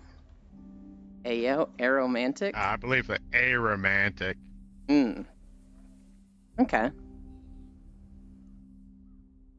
don't think I've ever heard that term. That term. Also, hi, I'm back from meeting. Pixel, you literally have a meeting every workday. What the fuck is your company doing? Like, they can't be profitable. There's no way they're making money spending this much time and effort in meetings. It means you ain't got rid. What the fuck is wrong?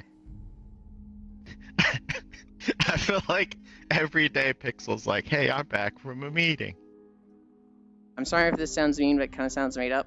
I don't want to get into it with you, Fracta, because I could explain to you why it's not just made up, but it would come up from a point of view of, like, I'm really going after you, and I don't want to... Nitim? Okay. Back from the meeting. Welcome back. Okay.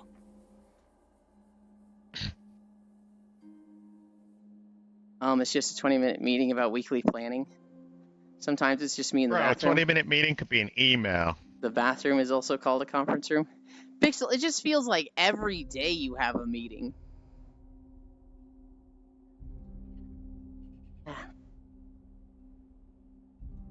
What are we at? 3.3? Hi, Jack. That's called a job. Talk about someone who's always in a meeting. It's Jack. Hi, Dehi. Jack was playing It Takes Two with Harry yesterday, and it was so funny to me. How about you meet me in bed, Dylan? Okay. So, like, for anybody that knows It Takes Two, it's about a mother and father who are going through a divorce. And they both love their daughter, and they have gotten to a point where they kind of hate each other. And so this magic book, like, transforms them into toys and makes them go through this adventure together, which causes them to fall in love with each other again. But, like, throughout most of the game, they just fucking hate each other. And they're just so passive-aggressive and nasty to each other. And Harry can't fucking help herself. Because, like, Jack's character would say something sassy, and Harry would respond sassily to Jack, and Jack's just like, what did I do? That was just my character. And it's so fucking funny. Takes one to know one. Hey, yo, when's that meeting? Harry is so adorable. Agreed. Oh my god, that game is fucking Nightmare Fuel. Nightmare Fuel? What? I think that game's just cute, non-dairy. I feel like that game would have made me get divorced faster. I don't know how you feel about spiders. There's a spider part? Clearly you weren't paying attention yesterday. I've watched like 3 or 4 playthroughs. I don't think I've ever seen the spider part. Okay, so what about the elephant? Using spiders as mounts to get around. I thought the elephant was so cute. Hi, Logitech. And it was messed up that they killed her. The parents are just dumb for that. They were just wrong. But, like, I still think the game's cute overall. I don't think one assassinated monarch takes that away from it. I saw Jack during the moment meant for him time control. He just wanted to fucking murder the poor thing while it screams in pain.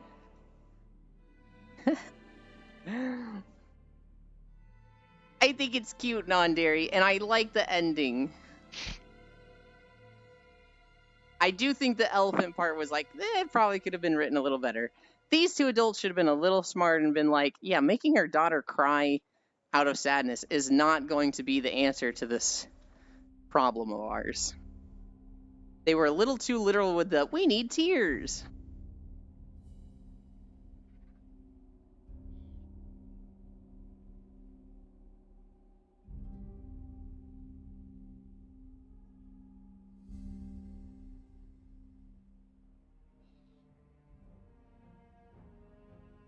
Yeah, not against the game as a whole, but damn, they got super fucked up in the middle there. Yeah. That part was... That could have been written better. I loved watching it yesterday, where the Cody character would be like, nice going, May. And Harry would be like, well, maybe if you helped me once in a while. And Jack's like, I am helping. What do you mean? It was so funny to me. And it was like, Harry, it's not Jack. It's the character saying that. And Harry's just like, I know, but he's just so rude.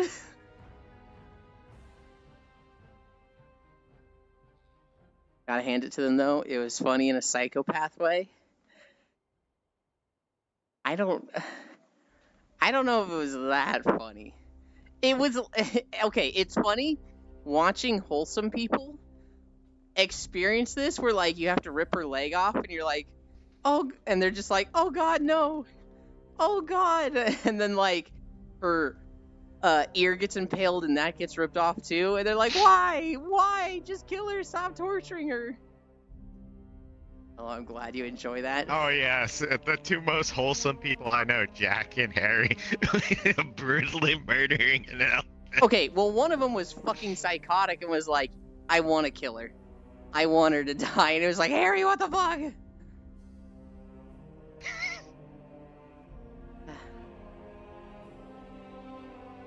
We're almost at the end of Stormheim. Oh yeah, video that's do we get right. next? Harry's pretend wholesome. Oh, Harry's secretly a deviant. So, okay. There's two types of wholesome, right? Hi, Paper. There's two types of wholesome. One is the, like, you are, wholesome sexually in that, like, you avoid lewd stuff, you're not a degenerate. And then there's, like, wholesome in, like, attitude where you're just nice and positive. And Harry is nice and positive.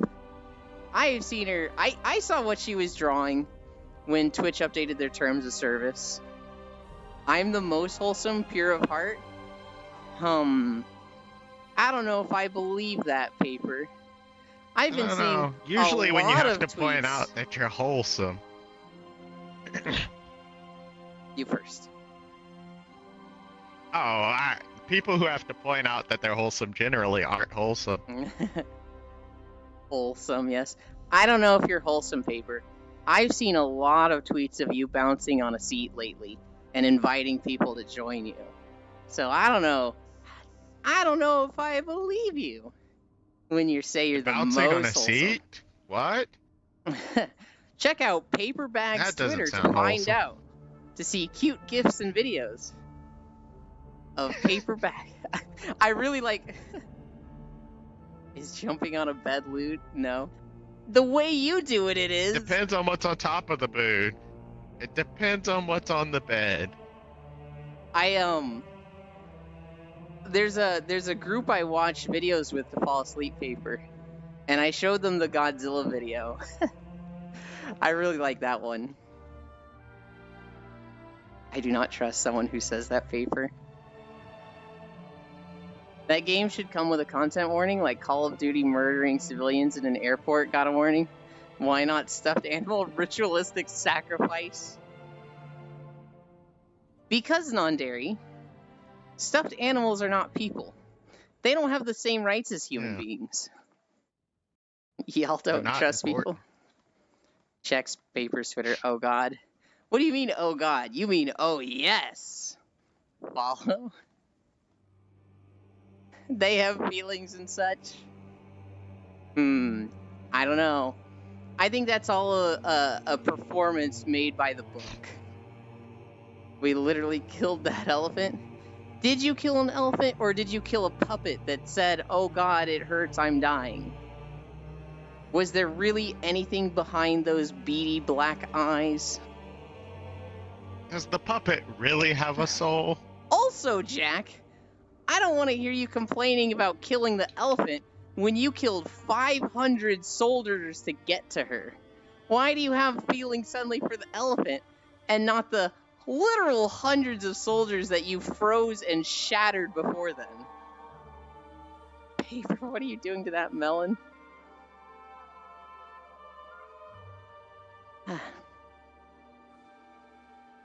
There is a video. Paper's like the ultimate inspiration for like flexibility. I remember Paper, it was probably about a year ago, who was like, I'm gonna get flexible. I want to be able to do the splits. And then like you check back 2 months later and they're just like legs straight up in the air and it's like, what the fuck? I have my rights to remain silent. I will not answer that. Yeah, that's right, Jack. That's right. Yeah, you know, Fracta, just, you know, Paper and the homies were gonna eat some watermelon. Paper's like, I'll open that for everybody. I never trained my flexibility. I thought you did. I thought I remember you doing streams where you were like doing leg lifts and whatnot. I'm just hyper flexible? I could have sworn I saw you training it, but you know better than me, huh?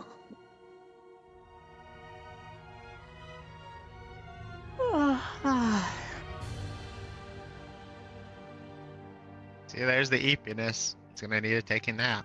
That's just me. I'm super flexy for a dude. Still can't do splits yet, though.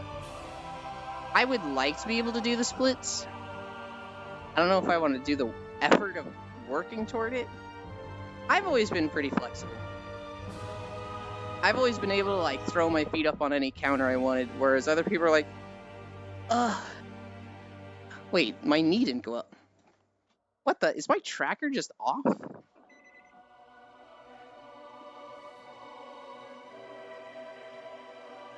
No, it's just not tracking. Okay. Let's turn it off and on.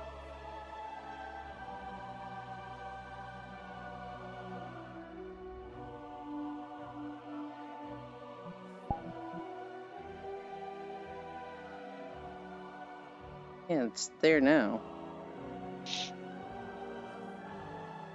You tracking now? Yep.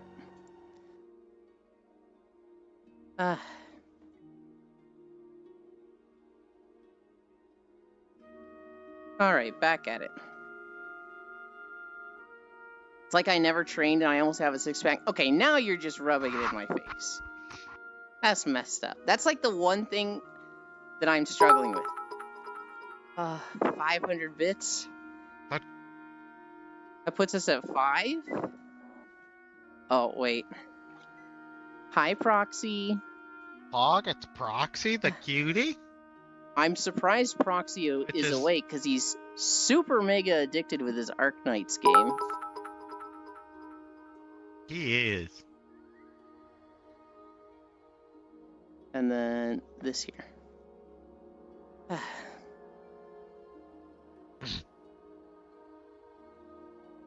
Why do you have this? You know why I have it. What? Oh my god, why are you guys doing it 100 at a time?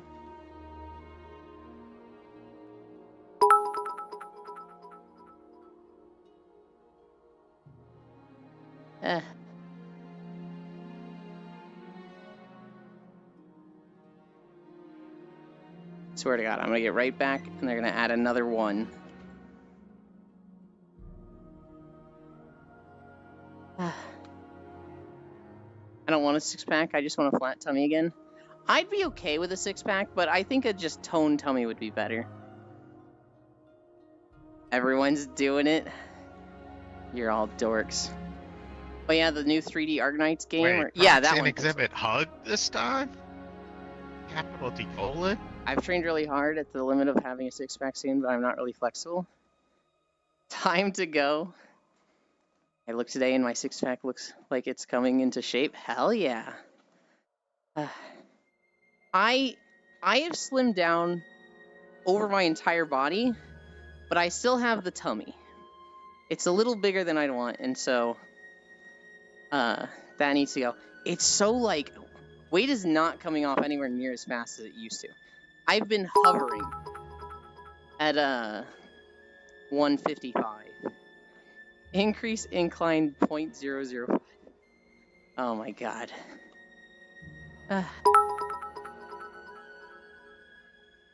Wait, it didn't increase at all. It should be 6.5 right now. Okay, there. Now it's at the right. I just pressed up and it went to 4.5 and I was like, what the? That's not right. I am super interested in the Arknights game Proxy's been playing for the base building, but it's not on Steam, so I'm just like,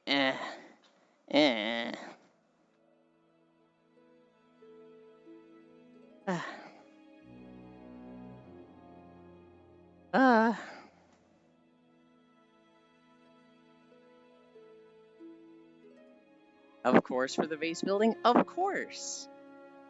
What do you mean I always hug Proxy? He's the one that tries to kiss me? Me when my friends talk about Epic Games. I don't even know if it's on Epic Games.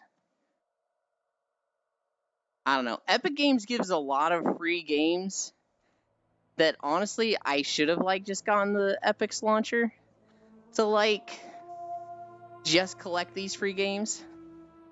But like I'm just like, ew, Epic Games, so I haven't. It's not out period.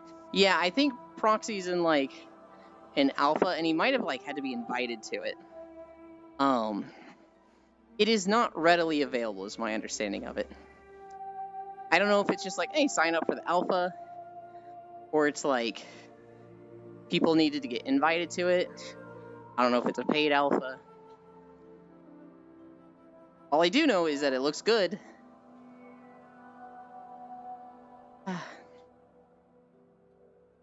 What's an alpha? It's called like Arknight's Endpoint.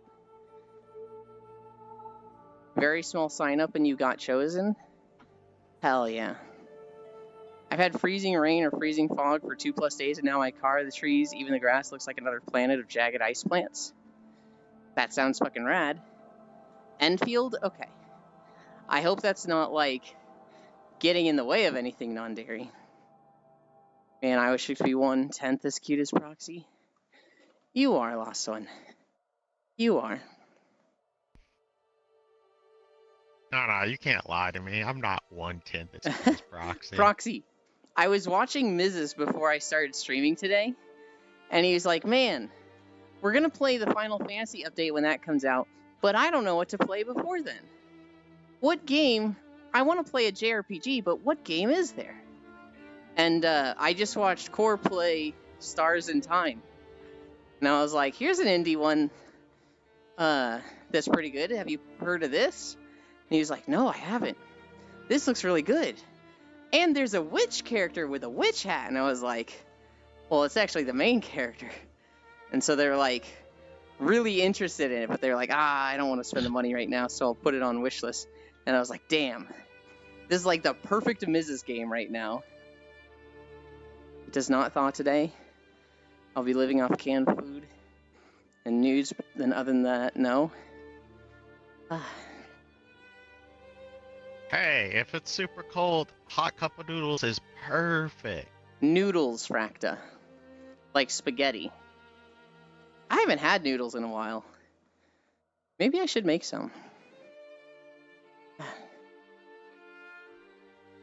Yeah, that actually sounds really good now that Non-Dairy's mentioned that. I want spaghetti. Gross spaghetti. I was talking about ramen. Okay. Talking about food of You substance. fucking weeb elitist. Okay. Gonna go back to lurking. Stomach killing me today. I feel better. Bro, you're not even eating real spaghetti. You're just putting butter on noodles. And stop acting like you're eating actual food. How is that not spaghetti? How is that not actual food? Oh my god, you're actually Bro, an spaghetti elitist. has pasta sauce and meat in it. No, it doesn't. And yes, it does. Just butter on noodles is not spaghetti, bro. That is absolutely spaghetti. We luckily have not had much So power weird. issues with the storm, just a few surges at night that caused clocks reset. I haven't had any power issues. We were going to do world exploration with Zoe last night. We were going to take them to Organism. But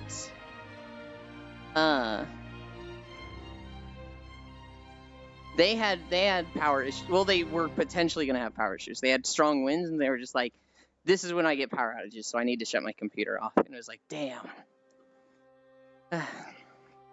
Gonna try to reclose eyes. Best of luck, Proxy. It's not spaghetti. No, spaghetti is a type of noodle. The sauce does not make the noodle. Thank you, Non-Dairy. These heckin' food elitists. Dairy, Actually, stop, you didn't have my stop specific trying brand to of enable tomato this sauce. man. So it doesn't Stop count trying as to real enable food. this man. That's a thing you said. You genuinely said the pasta spaghetti noodles I and have I'd say aren't it real. again. I'd say it again. They're not real food. There's a solid JJ sketch that came out recently about Baki. And for anybody that knows Baki at all, he fought his dad, and the fight ends with them eating invisible ramen. Thank you for the follow, Stencil.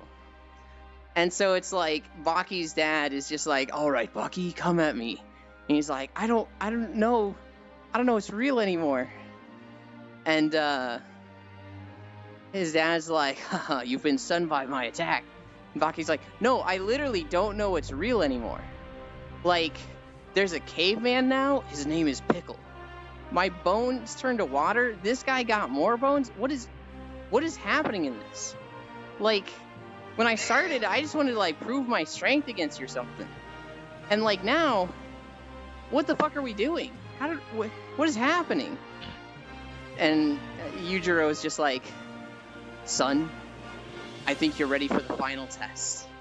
I think you're ready to know what this has all been about. Oh my god, really? Yes. Invisible food. What? It's all been about invisible food. What does that even mean? It just means what it sounds like, invisible food. That doesn't mean... What are you talking about?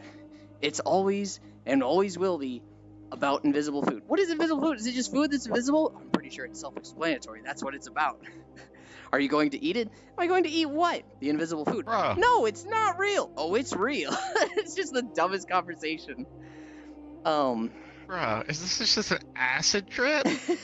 Solid JJ sketches. Is this what it sounds? Kind of. I mean, Baki, the anime, is an acid trip. And he's like, are you going to eat the invisible food? Yeah, sure.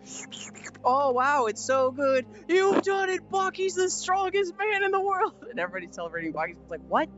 What? No, I was just... What? Are you serious? Why are you talking about invisible food? Because that's what Baki is about. The anime Baki is about invisible food.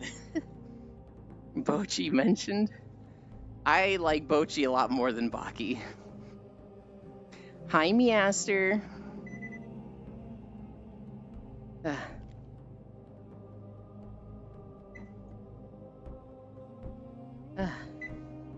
We're at See, 4.2 Matthews months. knows how this works. I think you're ready to be a real boy. It's about the invisible food, baby. And the Mets, baby. Let's go, Mets. Ewan, do you have buttered spaghetti noodles with spaghetti noodles? You did not have spaghetti? What are you talking about, buttered noodles with spaghetti noodles? They're the same noodles. You're calling them two different things. No, the spaghetti noodles does not make the dish spaghetti by itself.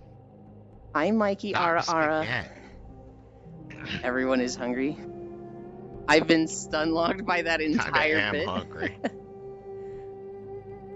I had a small snack before streaming, so I'm good on food. I found that having a small thing to eat before I stream makes it so that I don't need breaks. That really helps me. Or at least I don't need like 2 or 3 breaks. That's when I'm like so low energy because I'm just hungry.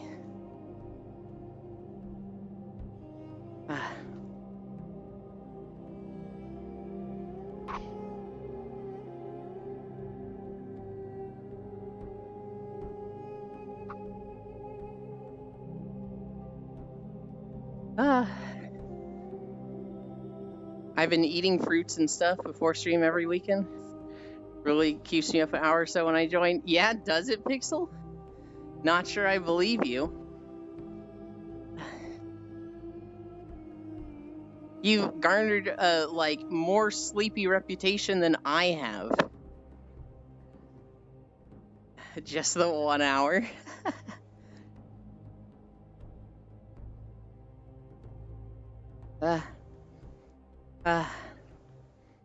I am. Pixel snores are starting to become a mainstay for the stream. I know.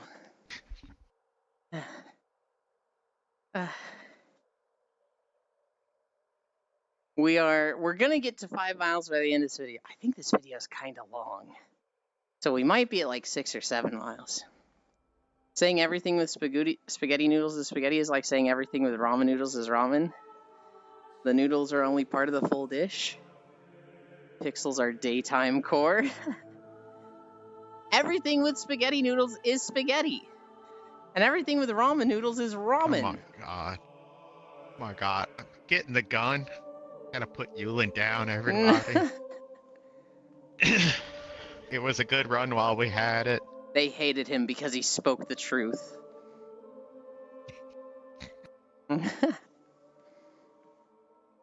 I love the Scroll of Truth meme. Where it's like, finally, the Scroll of Truth. Now everyone will know I was right all those years ago. And it's like, counter to what they're saying. And it's just them throwing the scroll, just going, yeah! Wish I could do cool as Core someday, my idol. F didn't even make it to day 200. We almost got there. Day 180? That's like 6 months. Oh my god. Yeah, you're halfway there. It is crazy to me that it's been 6 months. It does not feel like it's been that long.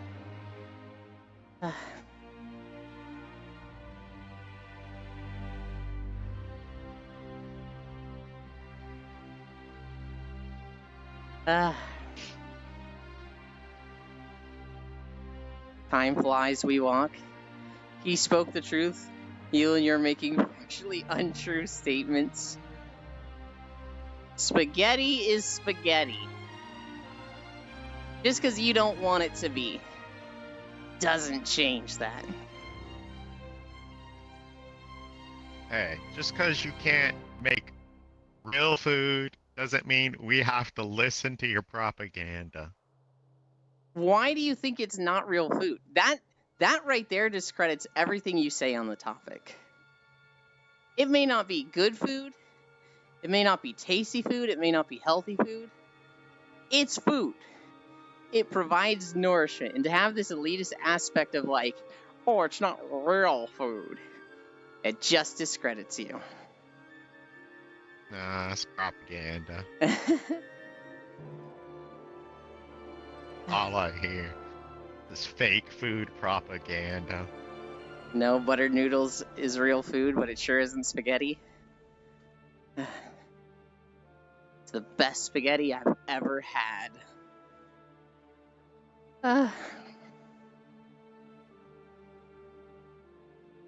We are. It's Baki invisible food, in my opinion. I love that Pixel's just making the joke, but like, so clearly doesn't know about Baki at all, based on how he's spelling it.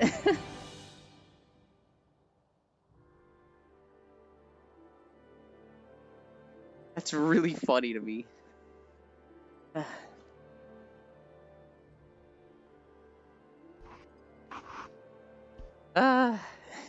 Baki. It is in fact with a K. Dude, I thought Invisible Praying Mantis and that made more sense to me than this. What the fuck are you talking about invisible food? I'm just talking about the invisible food. It's food that's invisible. I've watched they're not talking about Bochi the Rock. Bochi. That is something they're completely talking about different. Baki the Grappler.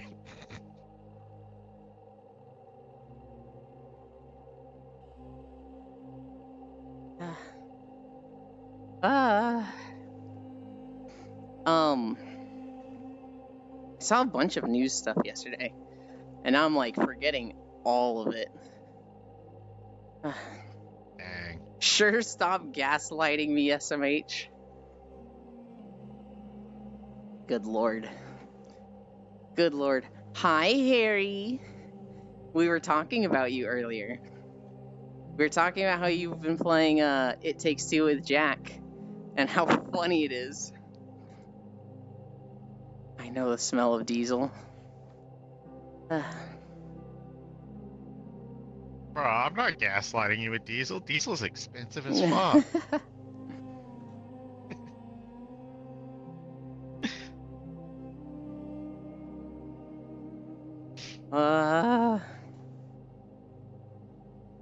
You do it. We're almost there. We're not almost there. We're at 4.5, but the video still has so much left. Harry Yulin was talking shit about you. you. Are you gonna go the whole video? I was not. I'm gonna try and go the whole video. We're not at 12 incline. That's fine, I don't mind. I see. I would never talk shit on you, Harry. What I was talking about... Yeah, we saw you murder that elephant. No, it's not murder, because the elephant doesn't have a soul. It's not a real person, it's just a puppet. Oh, you're right. It doesn't count. It's not... Oh, it has no right. It doesn't count, it has no rights. You can't light diesel, it needs significant more heat than gas. And I do talk shit about myself too. Self-deprecating humor can be funny in moderation. But you know those people, it's like, that's their only thing? And it's like, dude. I feel like I'm being called out now. No, you're not typically like this.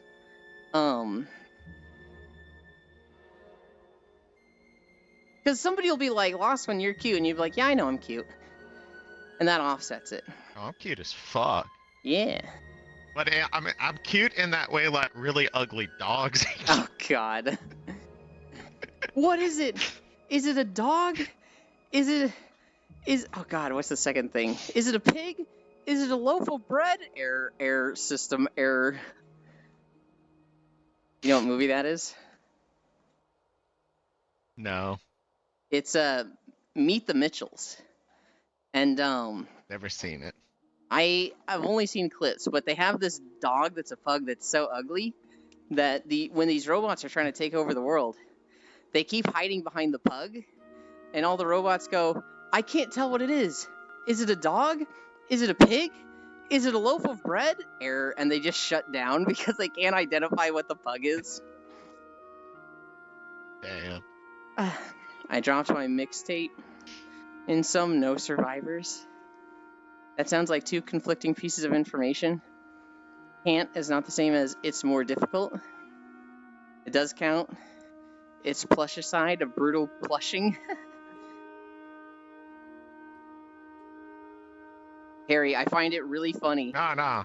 When Cody says something sassy, and then you respond to Jack, hi-oh girls.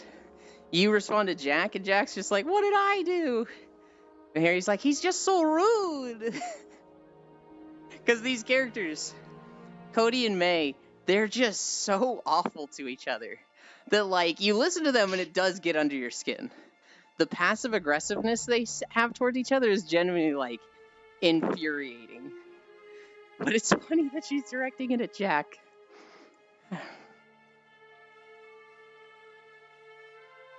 Okay, Jack can take it. He's got really thick skin. Jack is strong.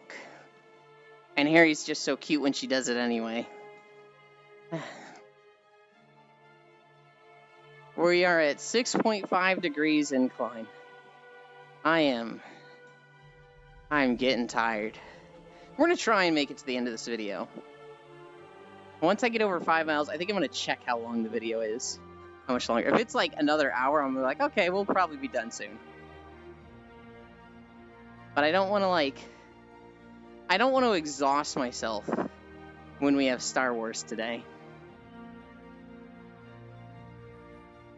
Juvi still hasn't popped in. I hope he's okay. Go check what his status is in Discord. See if it's gray or green. It has no circle. I don't know. Oh. I don't know. I can't see him missing. It's a Monday, so he's not going to sleep in. He's going to be excited for an Ico stream.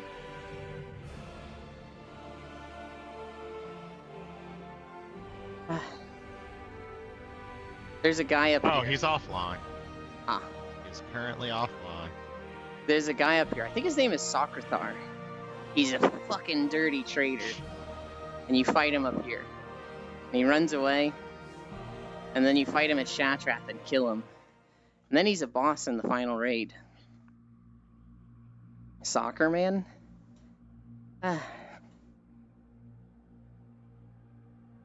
Who was I talking to Terraria? About Terraria with recently? I was talking to Fusion about Terraria. And it's making me think of O-Girls, because O-Girls has always wanted to play Terraria, and I'm always like, you gotta play with people that are new. You cannot play with veterans. Once you get through that first playthrough, you can play with veterans, and it's one of the funnest games ever.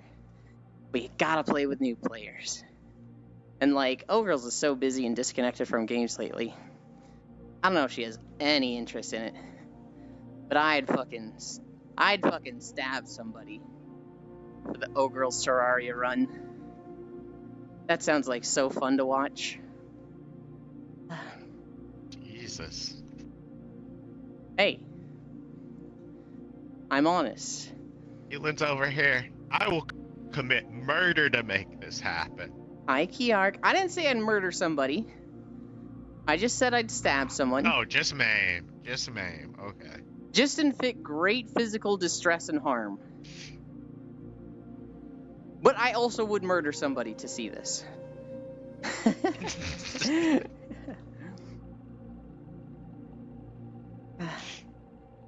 I'm also interested in seeing Kiark get to the end of Berseria, so I can cry again. I'd murder a I think I've motherfucker. ever beat Berseria. 2D Minecraft. God, the ending is so beautiful. It's my favorite ending for a Tales game. Oh? Oddly enough, a lot of people don't like it, but oh. Well, Berseria was the game where we decided to be edgy. It is the edgy game. Which And a lot of people didn't like that. It was like we decided to be edgy, which it's not really the edgy game. Vesperia was the original edgy game, but still. I actually don't think Yuri is that edgy. I mean, he really isn't, but at the beginning, his character is just like, if you're a bad guy, I will murder you. Well, that's like midway through. At the beginning, he's just like an aloof, just like, whatever. But then like stuff happens in front of him, he's like, if I ignore this, I'm a bad person. I gotta do what's right. Yeah, and then he becomes Batman. And then he becomes fucking Batman. Technically, he becomes Harvey Dent. And the other guy, No, Flynn, is Batman. But they're calling Yuri the Dark Knight and Flynn the White Knight. Yeah.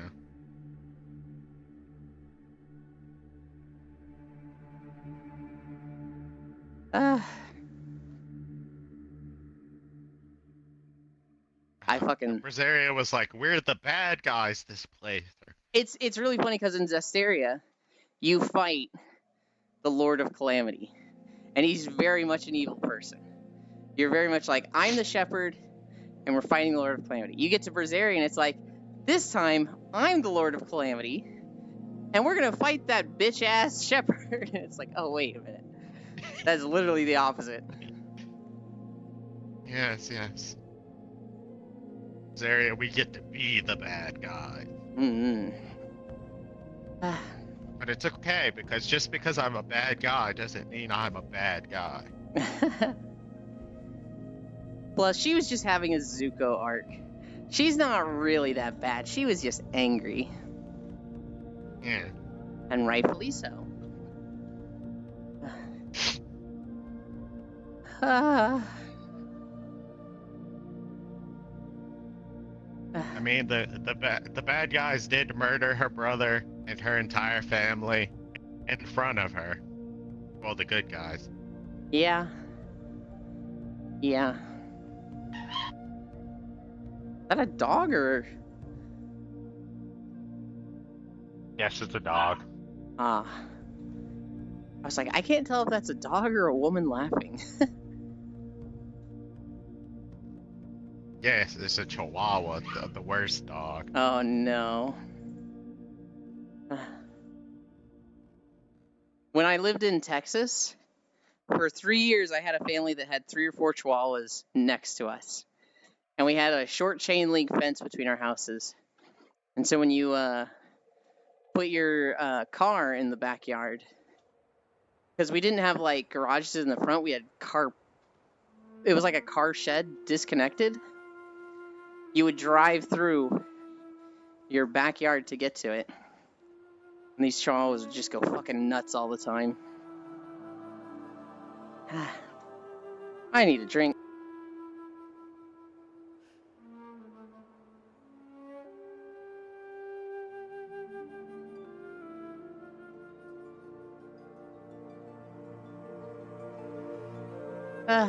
Chihuahuas are so goddamn annoying. They will bark at any fucking thing. Yeah, they're a little neurotic for dogs. I don't know if I've ever They seen won't like a do chill goddamn Chihuahua. thing about it. They'll bark at anything. They're great alarm systems, right? Yes, they're great alarm systems. You got that dog in them. They're just quirky boys and girls. That is one way to put it.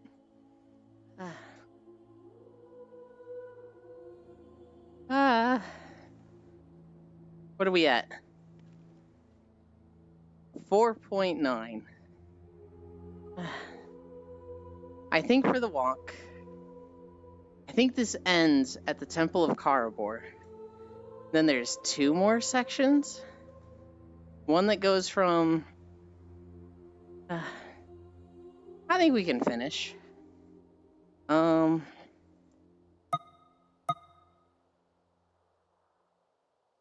I not fucking click on this? Oh my god. I can't see how much left is in the fucking video.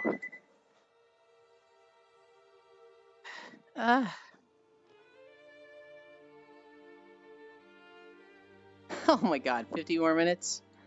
That would make this a 7-minute.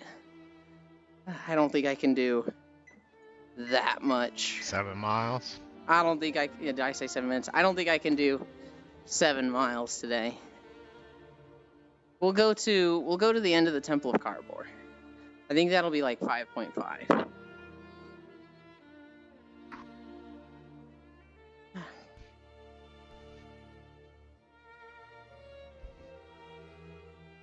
I didn't get to do any model making stuff yesterday.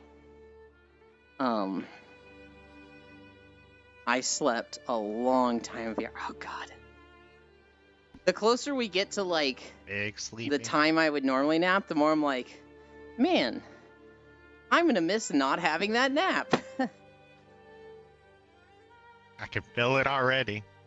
An hour into the game. We are not. Take a nap, guys. We are not napping an hour in. Heck you. Heck you. Bro, you napped at 30 minutes into Baldur's Gate 1. Yeah, once in like 30 sessions. Yeah, because I started making you take the nap. Oh my god. After the second time, I'm like, nah, we're not gonna just boot up the game to turn the game off, take your nap. It's going to be fine.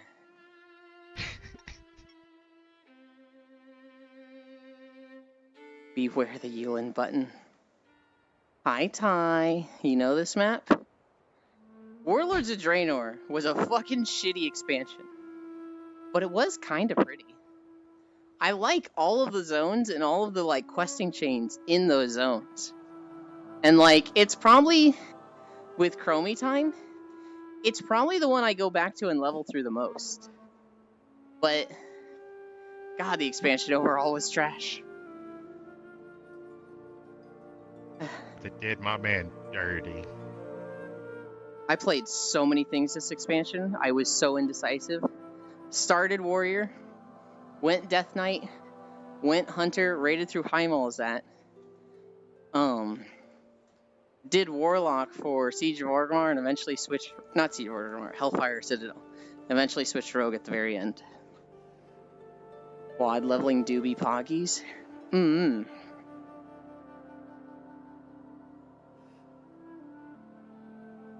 Hi, have you watched Fusion, doing Baldur's Gate at all? He was so miserable the first 2 or 3 sessions. And he had more fun this last session, and I'm so happy. Because he was just so miserable over it. He should have picked an easier RPG, poor guy. The problem was, when he plays RPGs like that, he doesn't focus on, like, side quests. He very much is like, I want to do the main story. I have not, because I've been caught up in IRL stuff. Oh, he's stuff. played RPGs before? I don't think he's played too many. Not one like Divinity or Baldur's. But he's played stuff like Final Fantasy. Caught up in IRL stuff, but I didn't see the tail end of him rage quitting. Yeah. After this last stream, which I haven't gone back and watched the VOD yet, he's very much like, he needs to focus more on looking for, like, hole-in-the-wall secrets. Because he was just missing them. I don't know how much you've played Baldur's Gate, Ty, but he's just been, like, completely walking past them, and that made him way underleveled. I have played quite a bit. Okay. Yeah, so in Act 1, I gave him a map that was like, here are all like the small quest points. Just go to these areas and investigate this stuff. And he's like, I've done half of these. And I was like, okay, let me break down what each of these is. Did you do this here, this here, this here, this here? And we're talking stuff like, did you go in this building in Blighttown to go into the undersection and fight spiders? And like, of a list of 9, he was like, I haven't done any of these. Oh God, how the fuck have I missed all of this? It's like, you gotta look for the holes in the wall. Sad thing is, there's so much content in just the first zone. Yeah. Hi, Zuvi. Yo, he's awake! He is. We're big excited. Get on VR, Zuvi. You don't have to get in VR, but get in the world here.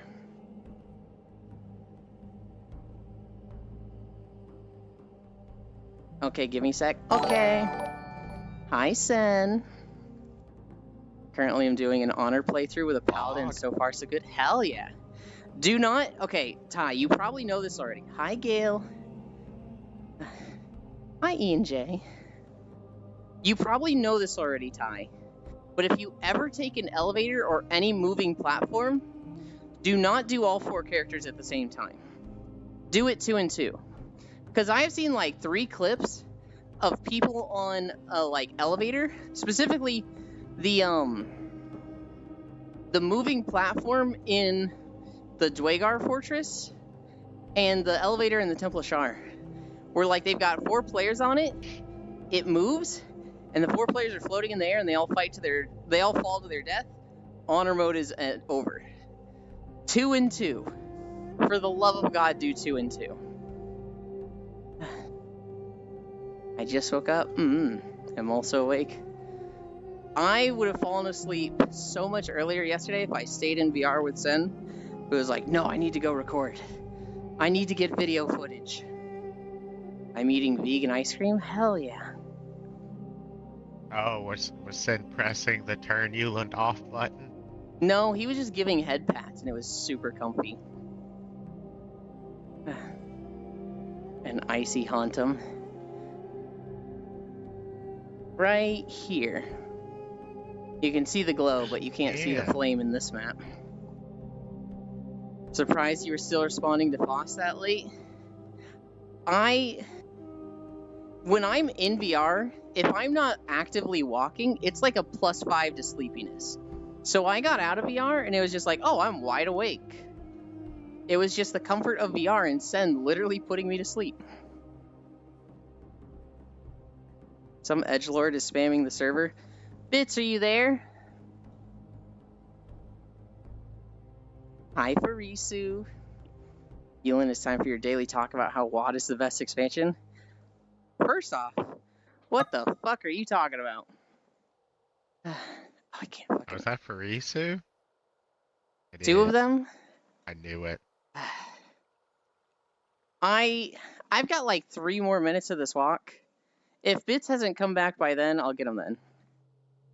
Bits, there's apparently trolls in the Discord.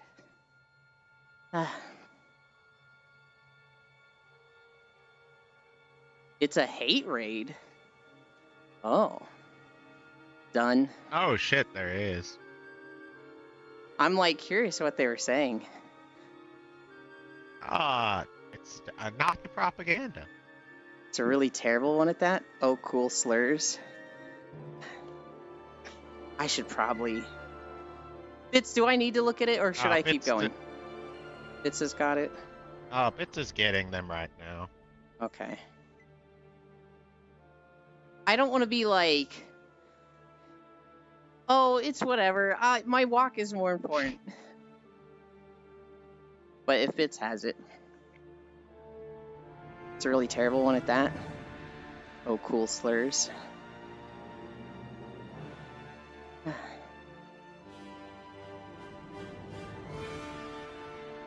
Just 2 kindergartners posting a link to the Nazi Discord. Go ahead and get that one, lost one. Get them both. Oh.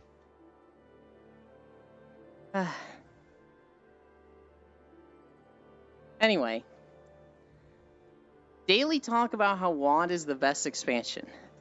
WoD is one of the worst expansions. It's one of the 3 contenders for worst expansion for Isu. I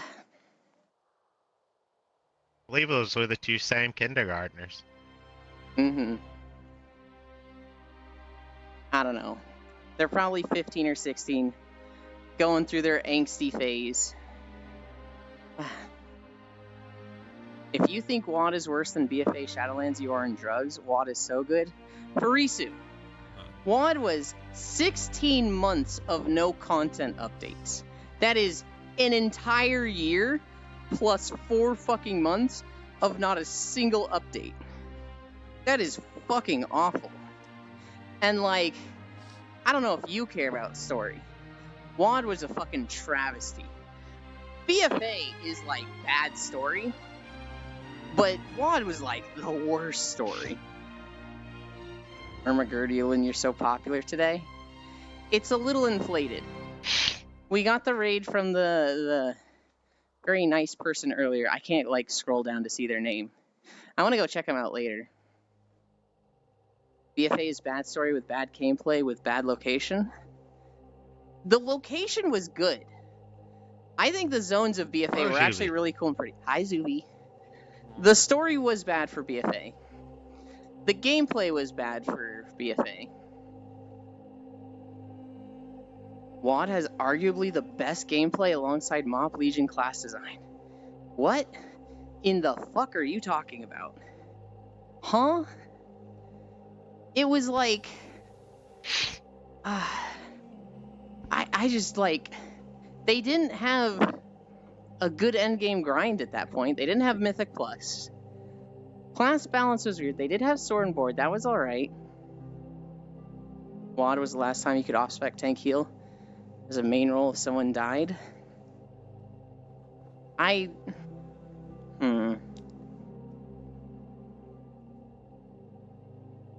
You're lucky Chatterino makes a noise when I get pinged in chat.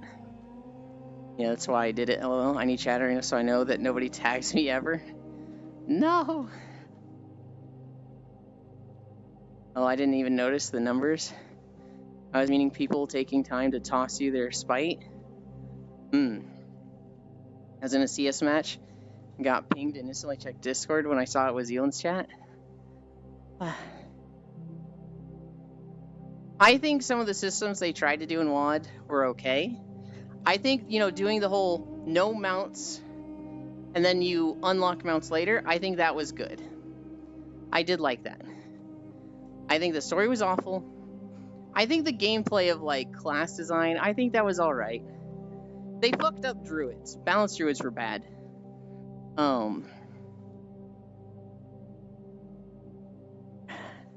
I think it was the longest content drought in the game that's ever existed, though. 16 months of no updates is fucking abysmal. Elon doesn't even know about unholy off-tanking. Or double tank 3v3 glad push. I do remember tanks in PvP being a problem. Or Ashran, the best PvP setting ever. I don't know about Ashran. I never stepped foot in Ashran once. WoD story falls apart in the final patch? No, it falls apart in the fucking whole expansion. It's just time travel. It's just time travel with extra steps. Okay, Yulin, back to mute so I can play CS. Thank you, Bits. Best of luck in your games. Yeah, I attribute it to some numbers with the LGP tags. Yeah. Yeah. The start of WoD was amazing. It's war crimes that it's a travesty book. No, it is literally from the get-go just time travel with extra steps. It is so dumb. The fucking bronze dragon going, literally saving Garrosh and bringing him to an alternate Draenor. Not past Draenor, but alternate Draenor. That is so dumb for Isu. I would argue WoD had the best first patch of any expansion. What? What? You're insane. What? An alternate timeline. Okay, let's compare the first patch. Burning Crusade, not that great. Warlord, Wrath of the Lich King, that had a pretty good first patch. That had really good raid content. People were upset that Naxxramas was just reused, but none of them had ever fucking seen it. So, they're wrong. Cataclysm had a fucking incredible first patch. 3 raids, 14 bosses. Hi, Feet Shan. Fucking Cataclysm first patch was incredible. Mists of Pandaria, same thing. Incredible first patch. You had like 12 fucking raid bosses. You had 6, and 4? Wait, is that 16 raid bosses? Vaults was not that bad. And you outgeared it quickly enough that you started skipping it anyway. Wait, you were supposed to be a Blood Decay, Frisu. You should have loved Vaults, because then you got to do the Mogu dance. Were you just bad at dancing, Frisu? Do you have 2 left feet? Is that why you hate Vaults? Do you think on release Legion or Moth is on par with WoD? I think Mists of Pandaria is better than release WoD. I don't think Legion. I think Legion release was good. I think their legendary issue really taints it, but I still think it was good. I found out Yulin wears shirts. Such Sag free the biddies. I thought you were gonna say Yulin wears skirts. And I was like, did we have a conversation about me wearing skirts recently? Also, the raids were staggered 1 month apart in MoP. I'm okay with that. That's better than fucking 16 months. Siege of Orgrimmar was long. That was like 14 months. That's not much better than Hellfire Citadel. After MoP was Warlords of Draenor. No tier in the first patch. Fucking abysmal class balancing. I was playing a Fury Warrior Frisu. They were literally fucking broken. They had to hotfix them like a month or 2 in, because they were like based on crit and had like 10% crit in the first patch before raid gear. They were fucking god awful. Same with Fire Mages. After WoD was Legion. Legion had a good start. Fucking Suramar. If you think, oh my god, you know what? Legion was better than WoD start. Going through Suramar was one of the best times in World of Warcraft. Hellfire Citadel. If you think going through Suramar wasn't one of the best times of WoW, you're lost, Frisu. You're just lost. Frisu isn't lost, I'm lost. BFA was a shitty launch. The lore was bad. The gameplay was bad. The fucking Azerite powers. Ugh. WoD on release class design was amazing. No, it wasn't. I enjoyed seeing Feral Druid, Glad Spec Warrior, Demonology Warlock, Ellie Shaman, and Holy Decay. Balance Druid on top. What are you talking about, Frisu? Balance were literally a problem. You wouldn't bring them to like raids because they couldn't burst things. So like if it was like, oh, this important ad spawned, the balance druids were sitting there going, well, I'll get to it in 15 seconds. I just left my Eclipse phase. And they were literally a problem in raids. I love Suramar, hated the 16-weight gating for the first half. I liked the gating. I liked that people weren't doing it in 3 days. No, the problem was only a few people knew how to play Balance Druid. No, the way their Eclipse worked was it took a really long time to go in and out of Eclipse. And they were strongest at the edges and weak in the middle. They literally had like ups and downs. And if an ad spawned that was high priority at a down phase, they were just bad. And then 8 weeks for the second half. Oh, Gaslight Pixie.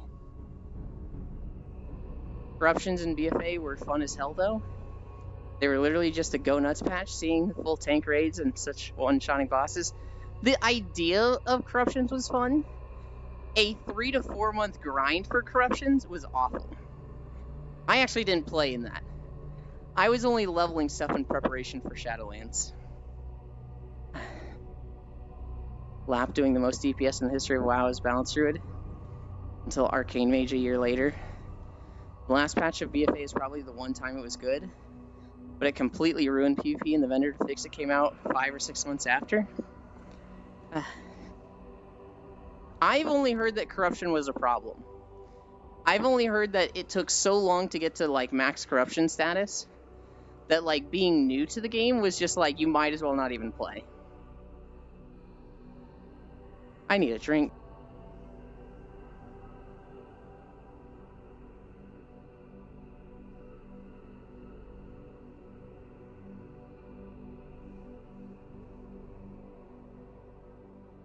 I was a Blood Decay with max TD set, a max verse set. Was able to carry real hard, little remove 2 DPS from a mythic plus 15 carry. Listen to my anecdotal evidence of one person doing a ton of damage to prove class overall isn't terrible.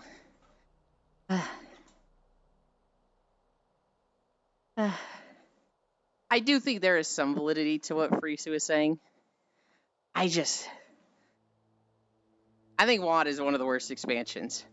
I think it, BFA, and Shadowlands. Depend on specifically what you're looking at, any of those could be the worst. If you're looking at story, I think all 3 of them are contenders for worst expansion. If you are looking at gameplay, BFA. If you are looking at raid content, I would say Warlords of Draenor was the worst. I think Highmaul was mid. I think Blackrock Foundry was really good. And I think Hellfire Citadel was dog water. I think BFA had 4 raids. I'd say 2 of them were good. 2 of them were mid. Shadowlands had 3 raids. 1 of them was really good. And 2 of them were mid. I mean, yeah, for max corruption, I resubbed halfway through and was able to nearly do KSM. I didn't get to because IRL came out. Damn. Shadowlands' worst story, no contest. But BFA and Water, like, shit story also. I fucking hate time travel tie. I hate any time travel engage, unless it's done well. I think Final Fantasy does it well. But, like, having a whole expansion for time travel, and not even, like, real time travel, like fucking half-ass time travel. Oh, it's so bad. I love time travel, that's our difference. Endwalker time travel. Endwalker time travel was really fucking good. But it wasn't like expansion defining. And the stuff we did in the past had real effects on the present and future. Like, we changed history. And finding out how we did it was like, oh shit, that's interesting. But Warlords of Draenor was like, we just want to bring back old characters that were cool, but like, we don't want to have the effects of time travel. So it's an alternate timeline. Woo! I fucking hate that. I fucking hate how half-assed that is.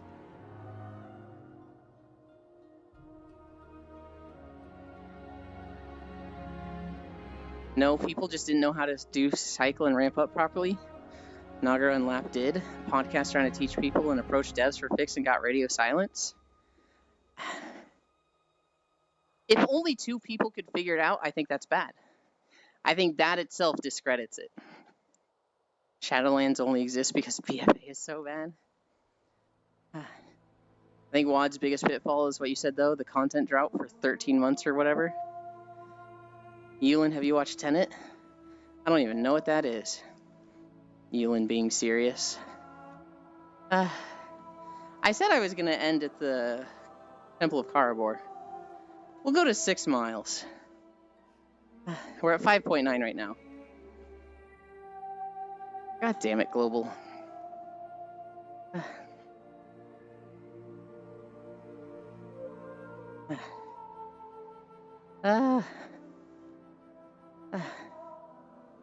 I don't think the video ends here. I think we go through this camp. I don't remember. Tenet is a movie about time travel, and it's fascinating how they approach it. Yo, was that a dude on the Headless Horseman mount? I actually missed it.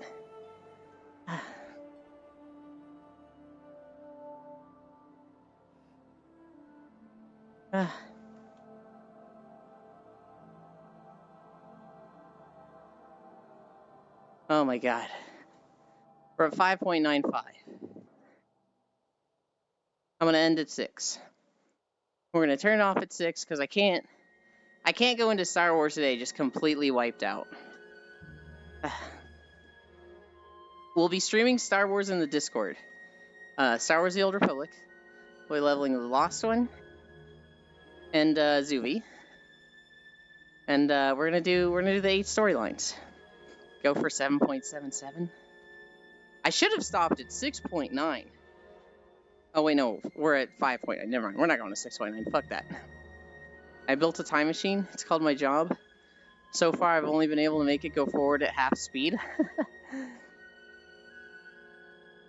I gave up on the Headless Horseman mount for Risu. I've done like 3 years of 10 characters a day for all October and not gotten it. I just ain't got it in me. I kind of gave up on mount collecting and I'm somehow over 700. I'm over 400. I was going really hard on mount collecting, and then I got the Azure Cloud Serpent, which is my favorite mount in the game. And after that, it was just like, what's the point? Like, what is there to get after this? We're at 6 miles. I only want mounts for those like crazy 400, 500 achievements. Yeah. The number of mounts just doesn't interest me anymore. I don't know that it ever did. I like having more mounts than people, so I like being in a group and they're like, let's compare how many mounts we have. I have 400, and they're like, damn, that's so many. What the fuck?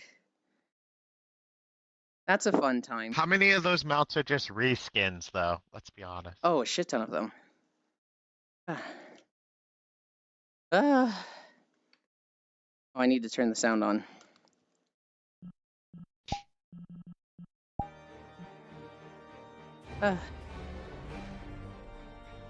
Alright. We're gonna start spying on people. Let's see. You excited for Star Wars, Juvie? I mean, that's the only thing I've been playing the last few days. I haven't started it yet. I gotta make a character. By the way, you can make a Sith Juggernaut because my main is a Jedi Guardian, which is basically the same on the light side. You didn't know they were the same? I read almost the same. They are pretty much identical. Yeah. So instead I'm going west. Oh. Yeah, so you can do the Sith Juggernaut. I'm going to play Sorcerer. Okay. You're gonna play the what? Oh, the Sorcerer? Okay. Yeah. Alright. I set up this camera. That will smash things. Behavior. Look at me. Title. I need to update the title. I can't see any of their messages from them being banned. I'm like, oh man, I want to see what they were saying. I'm one of those people that's like, I'm curious. They weren't saying anything. They were posting a link Oh. to a Discord called Nazi Boys. What the fuck? 6 miles, and now we rest.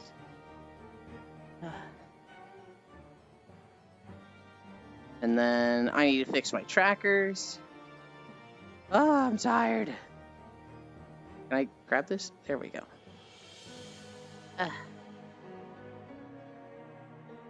I'm so excited. They were literally just Discord link spamming. Weird. I'm so excited to get the new track straps and not having to worry about the fucking Velcro falling off. Yeah.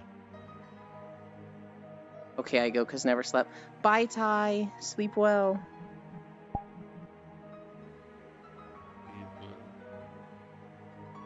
Your outfit in this is weird. Do you see the Your polygon lines on it? The outfit. Yeah, his vertices are all visible. It's weird. We've told him. It just be like that. Just It's a weird thing that's just like that. I don't know.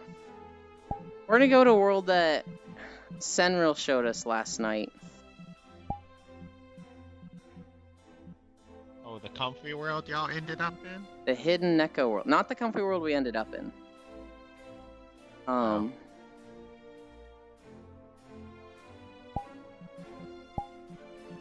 It's very small. I only want mounts for those unique 4,500. Time for me to get in VR. Yeah. They should have kept the mount uniqueness. Like, no one in this chat has played WoW. Has a TOGC Deathless mount for a Scarab Lord. Yeah, I would like some, like, more unique stuff. That, like, maybe get some color variations 5 years down the line. But initially, at least for a bit of time, they're very unique, right? Alright. Oh, I need to do this before I sit down. Nope, not that button. I need to click this. And then that. Because Access Overlay is dead today. Stufatsu Katsu. Oh, it is. It is.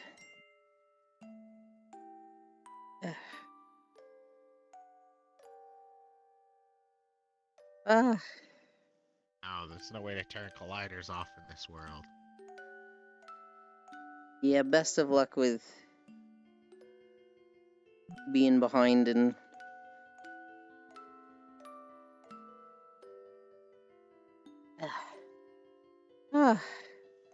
okay.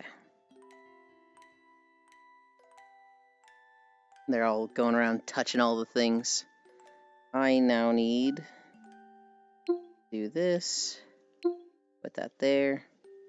Do this. Put this here.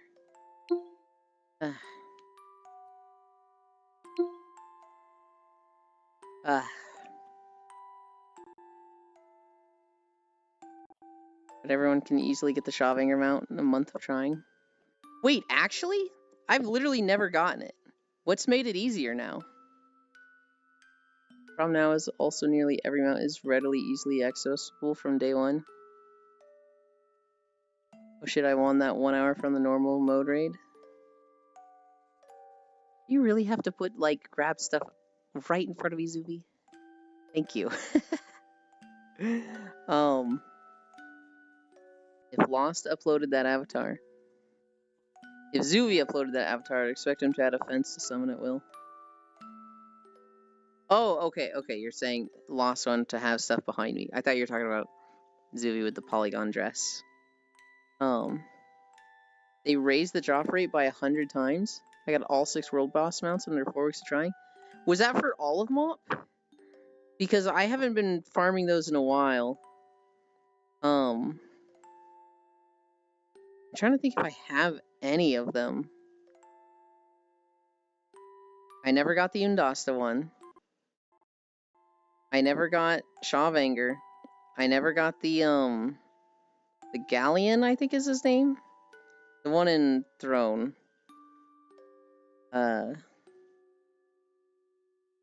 All of MOP, Rukmar, and Soundless. Not Molly, though. Shit, Rukmar and Soundless I want. Did they add one-shot protection to Rukmar? Because that is the worst fucking thing to farm. I'm so sick of, like, trying to kill it, and then, like, a fucking Fire Mage is just out there and one-shots it with Fire Blast. It's like, dude, I was spamming with a macro. No? That's just fucking incompetence. That's so annoying.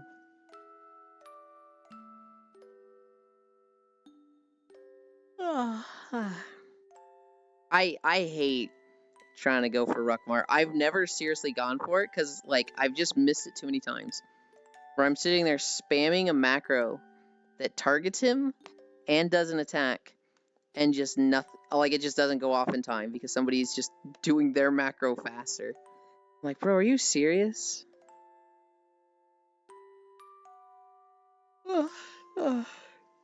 I hate Ruckmar. And it's a shame because it's a kind of pretty mount. I should not have gone to this map. I wanted to come here because it's new, but like this is literally like a lullaby song and I'm trying to stay up. I have 18 characters on my main server. I always wonder sometimes. Which is an RP realm. Yulin's like, I need to stay awake. Goes to place to put him to sleep. Well, the reason we went here is because this is new and we've been to all the others multiple times. Hi, unknown. I have 18 characters on my main server. Which is an RP realm, so I only had one guy for competition at any time. An Animal Crossing melody? I didn't know that. I don't know. I try to go out there when it's like 3 a.m. And so sometimes it's just me, sometimes it's like 2 people. I hate fucking going midday and there's like 20 people out there and he just dies to 2 or 3 people that just hit him first. It's so annoying. If you ever want to, I can realm hop you. I don't see myself ever getting back into mount collecting. Because now I'm at a point where it's like, I either need to be playing a game for fun, with a group, with a purpose, or I need to be, like, preparing for walking videos, or, like, preparing for group stuff. So, like, I'll play WoW to prepare for playing with a group. I'll play Warframe to do dailies, but not grind along. And other than that, I'm like, I gotta be doing a walking video. I gotta be fucking going. So, like, the idea of spending, like, I'm gonna spend 5 hours today just waiting at mount spawns to kill them and collect mounts, it's just like, I can't see myself doing that. I'm so content-brained right now. I just want you to know I finished all the Kubelich weapons yesterday. Hell yeah. You got them all to level 40 as well? Actually, I know you did.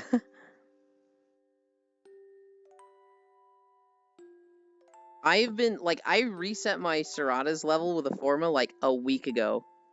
And it still isn't level 30. No, I am daily gated with Forma. See you in 102 days. Oh, no, Farisu. That's so tragic.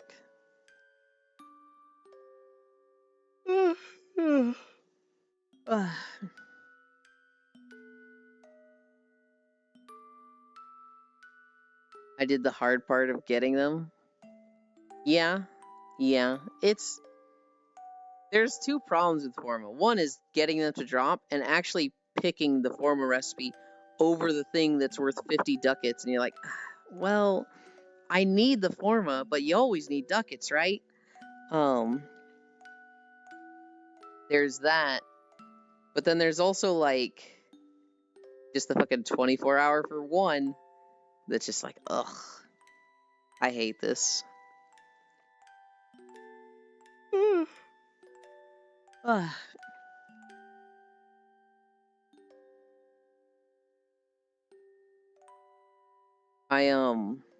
watched so many videos yesterday. I can't remember fucking any of them. I really want to do my Satisfactory stuff. I want to, like, make my routes there. Initially I had one route that went along the whole map and, like, that probably would have taken 5 hours to record. I've since been like, this is stupid. I should break it into sections. And honestly, this will be a very easy game to break into sections. And so I have since redone my map planning. And I can, I think I've got like 5 or 6 routes in Satisfactory where it goes across like 3 to 5 biomes. I'm snowed in, you know what that means? Hell yeah. It means bundling up under the covers and playing video games or watching movies. I'm covered and surrounded in white stuff. Oh, I mean, yeah, that too. Need to adjust this pillow. I was just gonna say snuggling up and being comfy.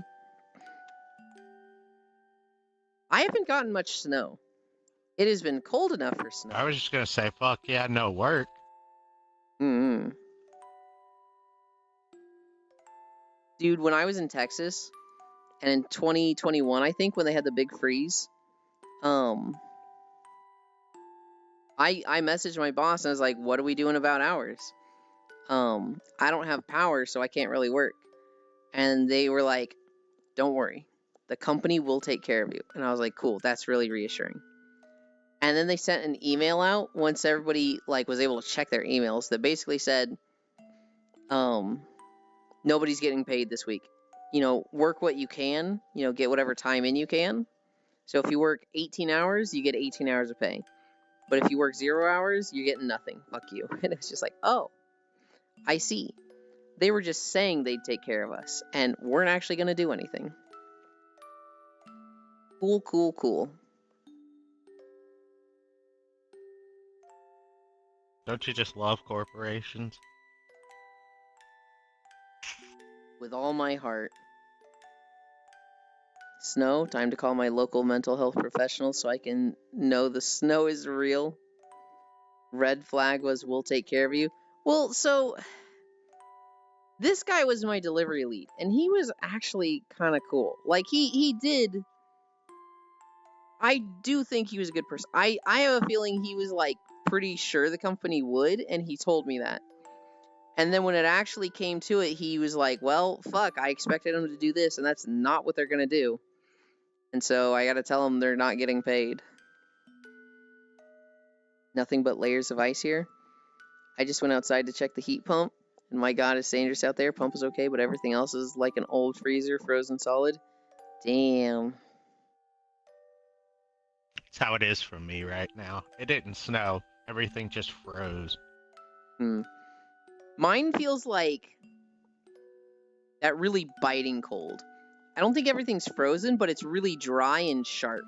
And there's like a little bit of snow and frost on the ground, but it's got that like cold sharpness that you feel like you'd cut yourself if you touched anything out there. Nothing but dust and echoes. Ice cubes for the win. Oh, it's been nice and toasty inside. What's up, bitch? Oh, why gun? What's up?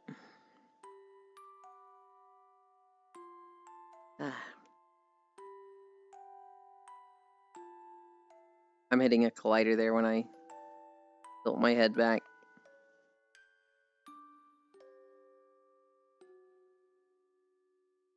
There we go.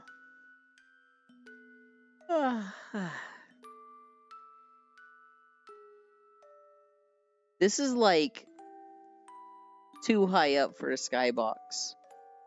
This is like, that's not even a city landscape. This is like, we're planetary. We're in a like space station landscape.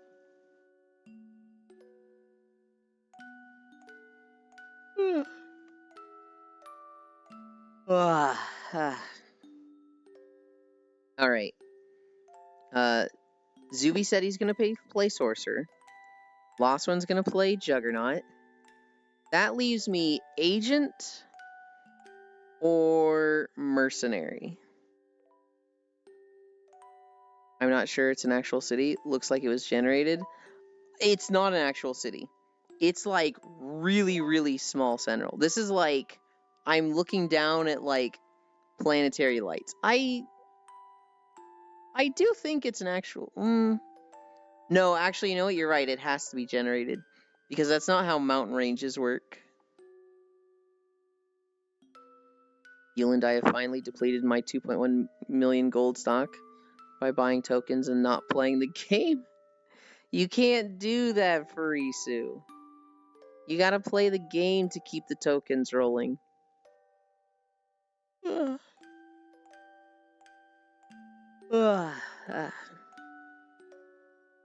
Look, when I say I don't even do dailies or anything, but do raid and log out, no one believes me. I believe you, because I get like that. I've been like that a lot, where I'm just like, I don't want to fucking play this game. But I can see myself wanting to play it in 4 months. I don't want to, like, lose my raid spot. I don't want to be the type of person that's just like, I only play when I play. I don't care about others. So like when everyone else wants to raid, I'm like, yeah, I'm here. I want to be part of the team and reliable raid member. So I completely understand phoning it in and just showing up to raids. I've actually been playing a lot, but that's because I'm so indecisive with which character I want to play. Just dawned on me, it's all written in Korean. I think it's trying to give the South Korean tower height sleeping spot. We're like in a floating room in space. This is like more than a tower. If Nix and Will told me they wanted a serious tank player, I would go if they found someone. The problem with that, Furisu, is that you're fucking good and get crazy good results because you're insane. So, like, they're not gonna find anybody better than you. Nix mentioned, you have my attention. Lays on Yulin's tummy. For someone who swears he's not gay, Bits gets excited about guys a lot. I don't know, Bits.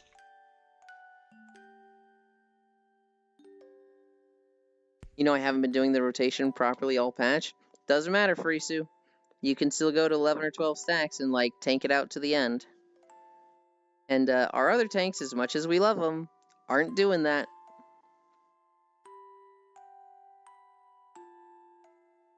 I could probably go to 20, not gonna lie. Bit's doing a bit, imagine. But the faces keep getting shorter.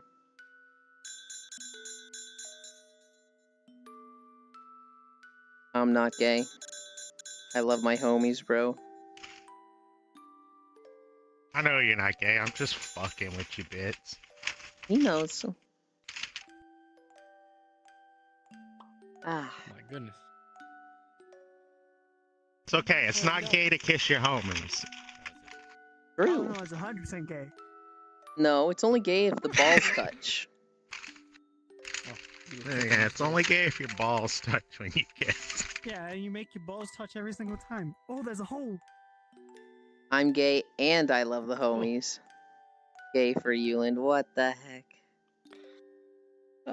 What are y'all talking Hi. about here? We were talking about Furisu tanking. I'm jealous, Furisu. Cool. Because I want to play WoW like you, or I'm just showing up for raid. But, like, I fucking suck ass at the game.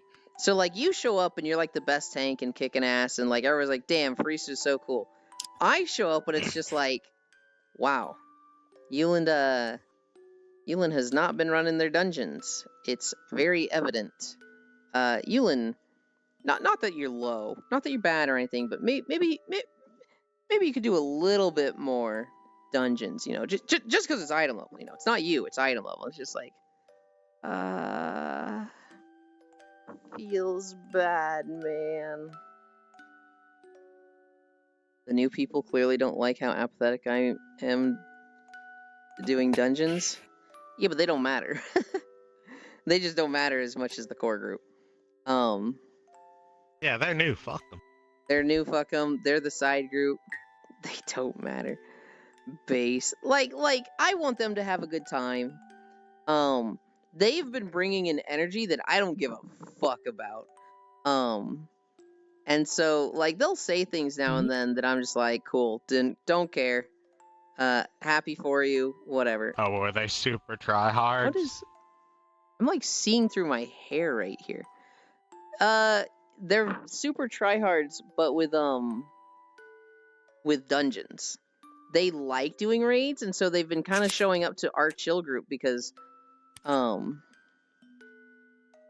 chill group does not take raids as seriously, but we play at a level above heroic. Like, our group is good enough for Mythic, but we're not dealing with the drama and shenanigans of having 20 people. And so, we're kind of like this very chill, easily clearing heroic group. The guys playing with us, I think they either raid Mythic or they just do dungeons and, like, want to raid, and, you know, a group that easily clears heroic is a good match for them. But they bring an energy that's just like, I don't fucking care. I'm here to have fun.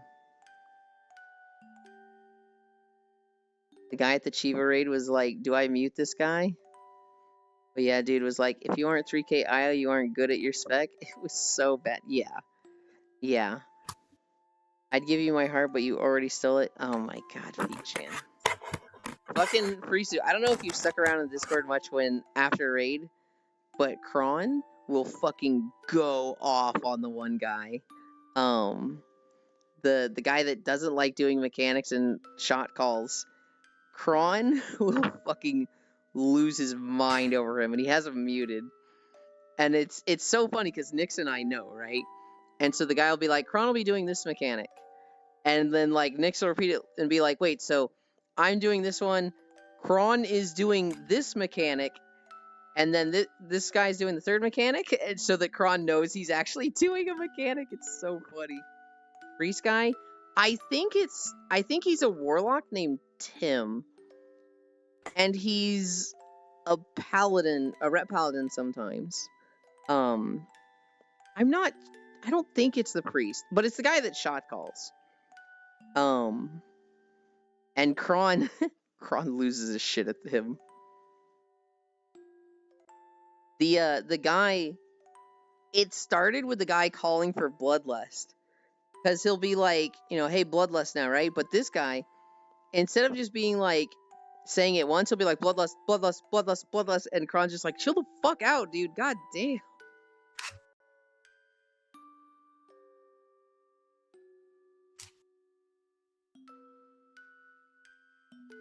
If I had my way, I'd fucking throw that star into the distance. Yeah, it's kind of annoying. It keeps triggering my hand.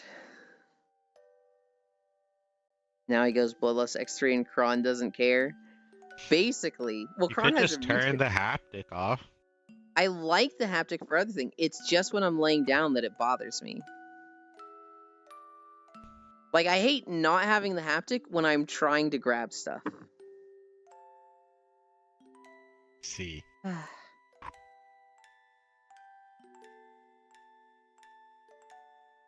The only time I asked for less, we didn't get it for 10 seconds. See, I'm playing a Bloodlust class, and I fucking hate it. I, want to play something that doesn't have Bloodlust, because I fucking hate thinking about it. And I hate people being like, oh, you messed up my parse, what the fuck? And 4 people died because skill issue.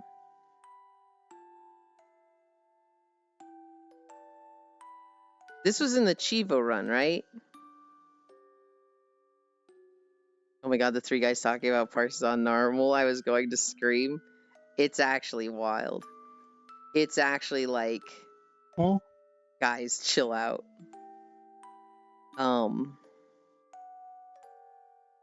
No one cares about your normal parsery. We had a guy, I don't think he shows up much anymore. I haven't seen him in a while. But he was joining us a lot for Aberrus. It was the hunter. And all he cared about was parses. Literally the only thing that mattered to him was parses. And I lusted one time because I just accidentally fat fingered it. It was close to my other button. And this guy was just he couldn't say a sentence for the next hour without it being about, how it almost ruined his parse. And it was just I'm taking lust off my bar. Fuck this. I just don't want to deal with this. Other people can lust. Whatever. I hate having lust. In Aberrus, I cared about parsing Eltharion. Got a top 100 parse. I cared about parsing in Castle Nathria. I was playing a Holy Paladin. And Nate and Will were healing with me. And we had about 15, 16 people. And honestly, we probably could have gone down to 2 healers. Hi, Johan. But we just had 3 healers, and so I was playing like a DPS 90% of the time. And if Will was like, Ewan, I need this cooldown, he'd get it. Or if he was like, we're low, I'd be like, got it. I'm helping you heal. Don't even look at the tanks. I got it, bro. I was just playing Holy Paladin like a DPS. And every single one of my parses across every Castle Nathria boss was pink at the lowest. I think my lowest parse was 95% for DPS for Holy Paladins. It was so fun. It was so fucking fun. And also, like, just seeing the meter, where, like, we'd pull fucking Denathrius, and it would be Shine Marsh as a Shadow Priest at the top. And then Cows Gone Wild as a Rep Paladin at second. And then Yulin as a Holy Paladin at third. And then the 10 other DPS. That didn't matter. It was just so fun to me. Oh. Oh, I can't spy because I'm gonna try clicking here. No. Why? Why isn't it letting me click things? The actual heart rate. I just They're wanna all going live and you can't look at any of them. I just wanna open Ico's stream and get my channel points without getting up. Alu. Alu is one of those. And you can fun use Steam things. VR to do that. It's not letting me click on stuff. Oh. Then I guess you can't. Yeah, I think it's because I have OBS in administrator mode that it's just like fucking with Steam VR in some way. But like if I wanted to open Ico's stream, I'd need to get up. I mean, it is almost time to get out of VR chat and go make your food and take a shower so we can start gaming. I was probably gonna shower after. Oh. Because I Stinky. here's the thing, I don't want to shower and like wash my hair through and then put headphones on, because to do that I'll have to like put a towel. Understandable. I'll have to put a towel on my head and the headphones over that, and that makes my ears hurt. And so I'd rather just like shower after and actually wash my hair out.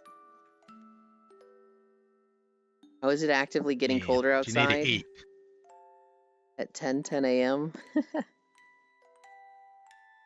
Logs into Yulin's account to gather points. There's 3 channels that here, let me use it on this finger. There's 3 channels that I have like millions of points in, or would have. In Core's channel, I have 2.6 million points. In Foss's channel, I have 1.9 million. And in Ico's, I only have about 400,000, but that's because I was buying VIP tickets for like 50,000 a week. And so I think if I had never been buying tickets in Ico's channel, I'd probably have 2.5 to 3 million there. Like I woke up at 27 degrees, it's actively 23 now. Can I see my temperature? Oh my god, it's actually 5 degrees Fahrenheit. We're warming up, baby.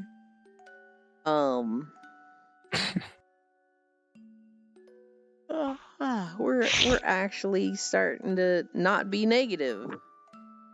I kind of want it to be negative. I want the lake to freeze over.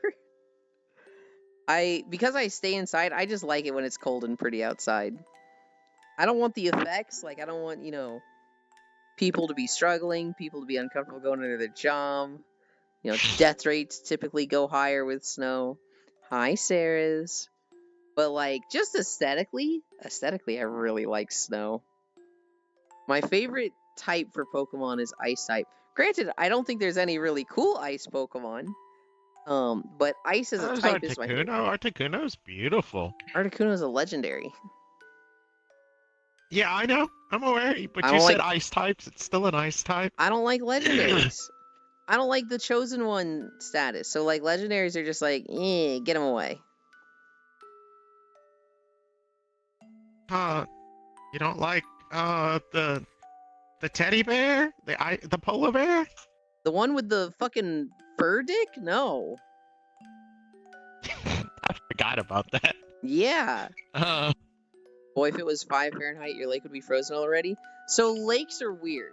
Water freezes at 32 degrees Fahrenheit, but the thing is, water changes temperatures very slowly. So if you actually go into the water, at the top, it's going to be, whatever temperature the air is. But, like, down deeper into the water, it's like a big pocket of warmth. And so it's probably not exactly 5 Fahrenheit. Lakes lakes have to be really cold and under freezing temperature for an extended amount of time to freeze. It has to be like 2 weeks of 0 degrees Fahrenheit for this lake to freeze.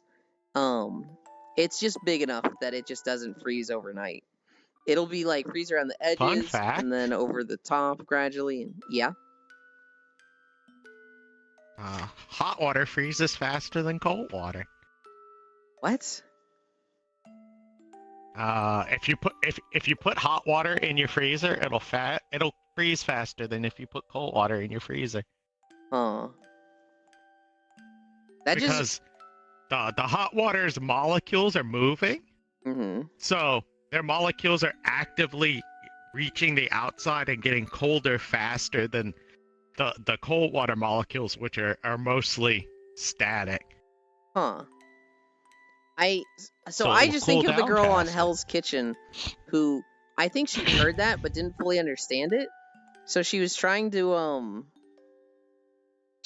boil water, and Gordon was like, "Why haven't you boiled your water yet?" And she's like, "I don't know. It's I started with cold water."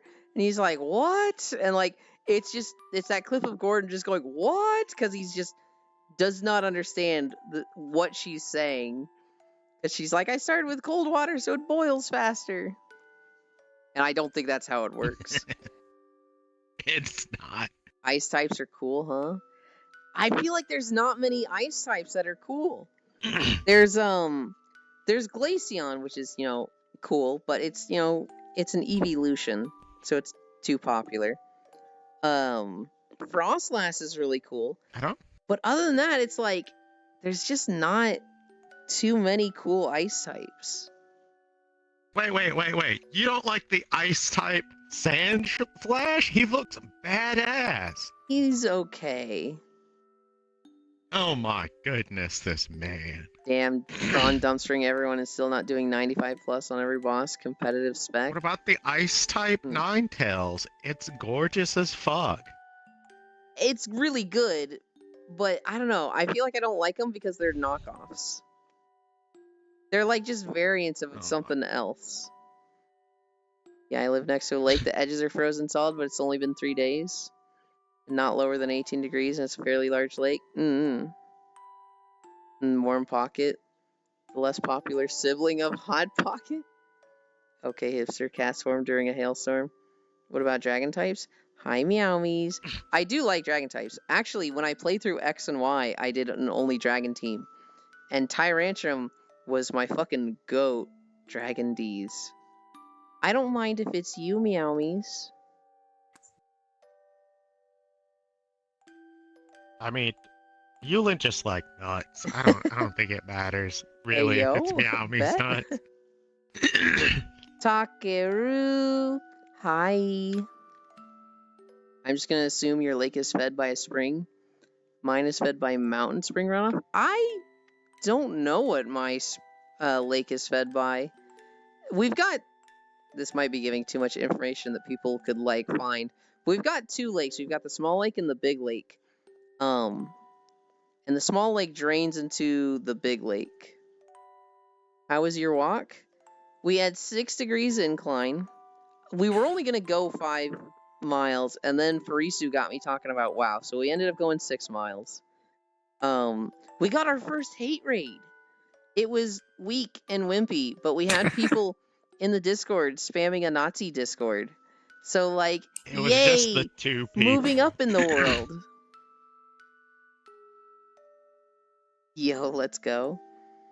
I know your location now, UU. 192-168-11. Oh my god. I'm gonna be ending somewhat got him. soonish. We gotta get ready for Star Wars. Excuse me?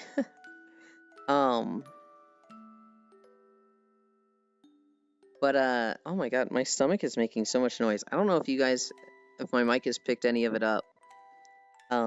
Nah, Okay. it's a rumbly. It is rumbly. And I don't know why. Meantime. It's not even like I'm particularly hungry.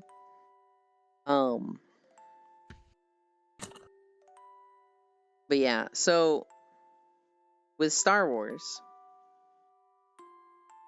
The two characters to play are a bounty hunter with the trooper spec and an operative, I think, with the smuggler spec.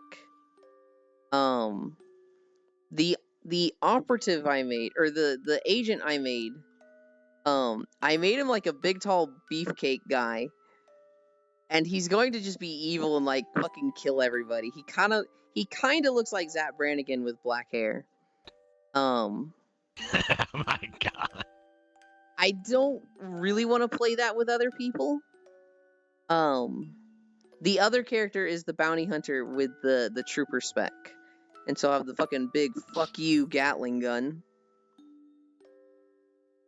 Yeah, I've been hearing this whole time laying on it. Star Wars The Old Republic mobile is weird. I didn't even know it had a mobile, like, apper version.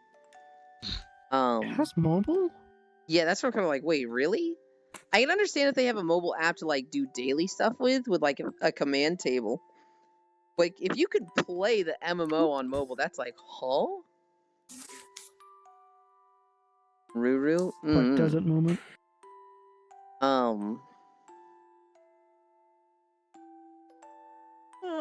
God, there's been something on my mind all day. I saw some news about some game, and I just cannot remember what it was. Difference is mobile is not free. Star Wars The Old Republic is not much better, though, Feet-chan. Literally, you get your helmet at level 5, and they're like, hey, don't forget, you can subscribe to hide your helmet. And it's like, what? Are you serious? It is the worst monetization model. They're gonna make me subscribe just so I don't have to look at a fucking helmet. They might. Subscribe so that you don't get reduced experience after level 20. It's genuinely like they just try to inconvenience you as much as possible.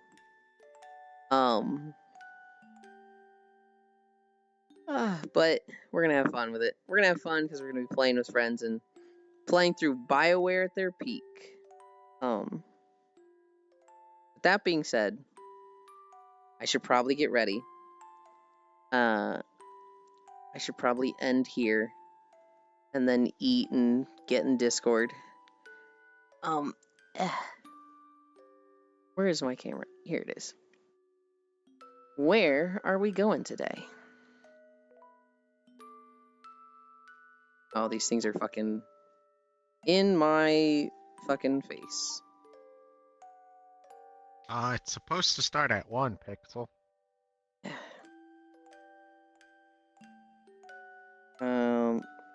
Hide that. The other one's behind me.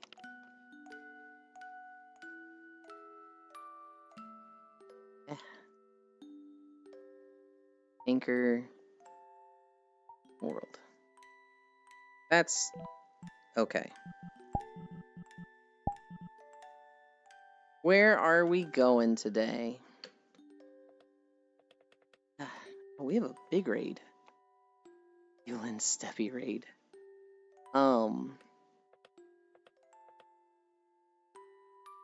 Let's see. Is there someone I haven't gone to in a while? You know what? Let's go to someone that I've played with in the past, but I've never actually raided. They're doing GTA RP, and they're fucking cute. Flash raid Minya September. I played Fall Guys with her years ago with Core and Leaflet. GTA ERP. Did I say ERP? I hope I just said RP. I don't know if they still have it, but in the past they had a bot that converted all the Japanese to English and all the English to Japanese.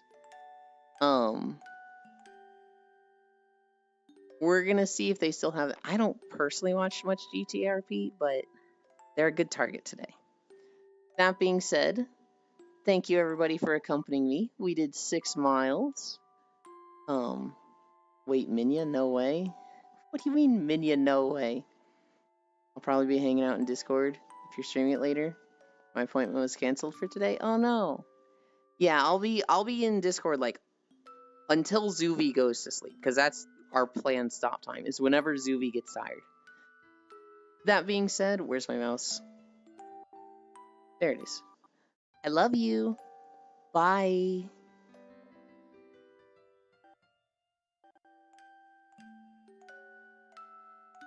どうぞ。使う。これか。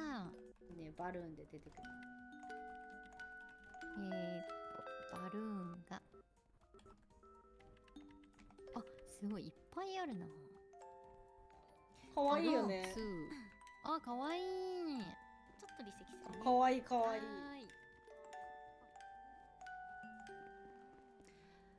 Welcome. Thank you for the raid. Welcome, welcome. Sleepy raid. おやすみ。Have a great night. Night, night, night. Thank you, thank you. ありがとう。How's your stream? Sorry about that. This stream is RP server stream, so I really cannot respond and talk to chat. あ、ね、Sorry about that. おやすみね。Have a great night. OK. Thank you. それ言って危険だからな、この街は。あ、おかえりなさい。そういえば、2人とも無線はあるんだよね。あ、はい、あります。オッケーオッケー。パンナは車の中ね。うん、車の中置いてきちゃった。じゃあ 28.8 で。はい、は28.8。キリン。ミリアちゃんはなんか何言ってないの？なんかこう、なんだろう。なんかこうもっとこの街でこんなことしたいなとかそういうのが。そう、なんか、すずちゃんと一緒に暮らす家をそうだ欲しいんだけど、 Okay. それ買ってくれる人探してるかな。 I can hear again. それはさ、買ってくれる人じゃないとダメなの？ Oh, I need to Welcome stop back. the It's a stream. miracle.